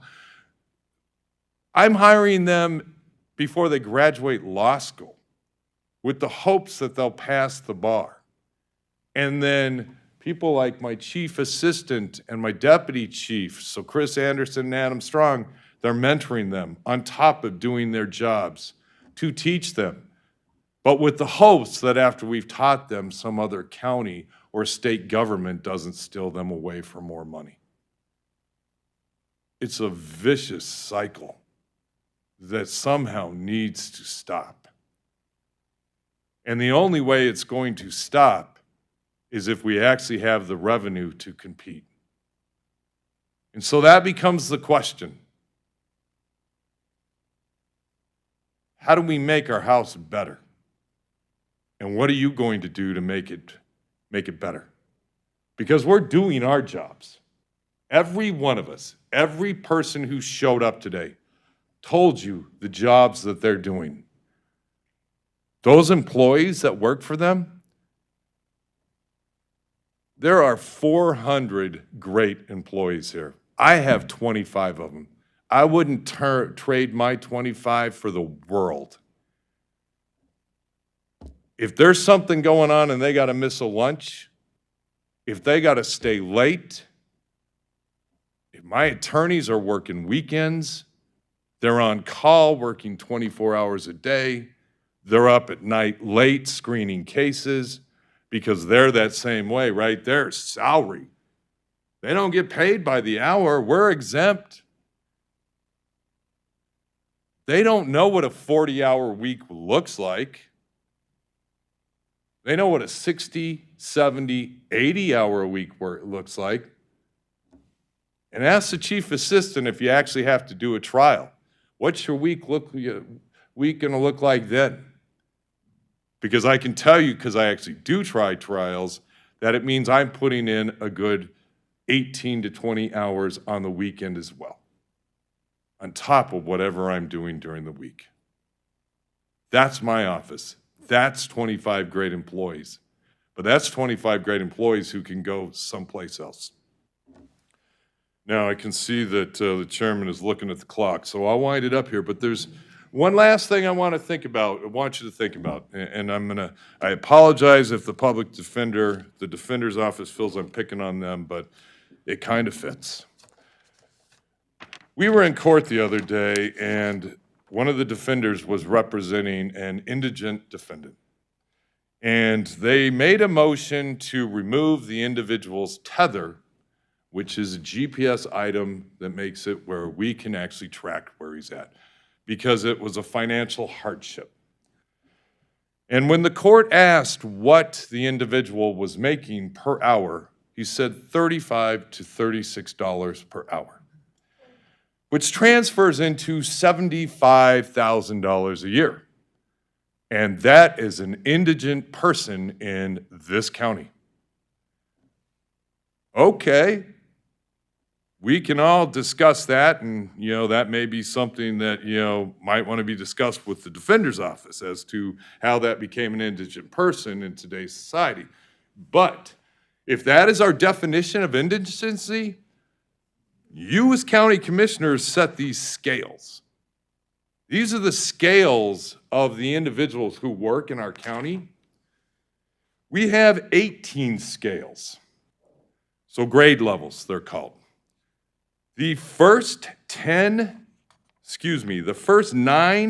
grade levels, step 1 through step 7, qualify for a public defender. They're indigent under the defender's eyes. Grade 10, 1 through 6, qualifies as being indigent. Grade 11, 1 through 4. Grade 12, 1 through 3. Grade 13, 1 and 2. Grade 14, 1 and 2. Grade 15, step 1. 3 grades out of 18 don't qualify for a defender in this county. What does that say? I heard a comment from somebody once that said, well, you're a civil servant. Well, yeah, I'm also an Eagle Scout. I understand what it is to volunteer. But when I took this job, I don't remember the word volunteer being at the top of the application. I have a family. I have commitments, house payment, car payment. I'd kind of like to buy food. Gas is only sitting at $4 a gallon today. All of those things are not free. Shouldn't have to be free just because I chose to help the community and be a civil servant. So thank you for the opportunity to allowing these 20 departments to speak. It's important. The commissioners who will sit here next year and those new ones that get elected, guess what? If what we need to do happen doesn't pass in November, it's going to be an awful time. And it won't be enjoyable for us or for you. Thank you. Thank you, Mr. Prosecutor. And thank you all departments for being here today. And I appreciate all the heartfelt comments and the realistic comments. And I appreciate the fact that this isn't a manufactured crisis, but a real one. And that this county, our employees are the best that we have and that can be, and we love them, we want to maintain what we've got. And I think it's important that talent is hard to come by, and it's irresponsible to the citizens of this county to let the talent that we have go away. So I appreciate all of our people, and I appreciate everything that's been said here today, and thank you for the overtime you put in. And we'll see you at the next meeting.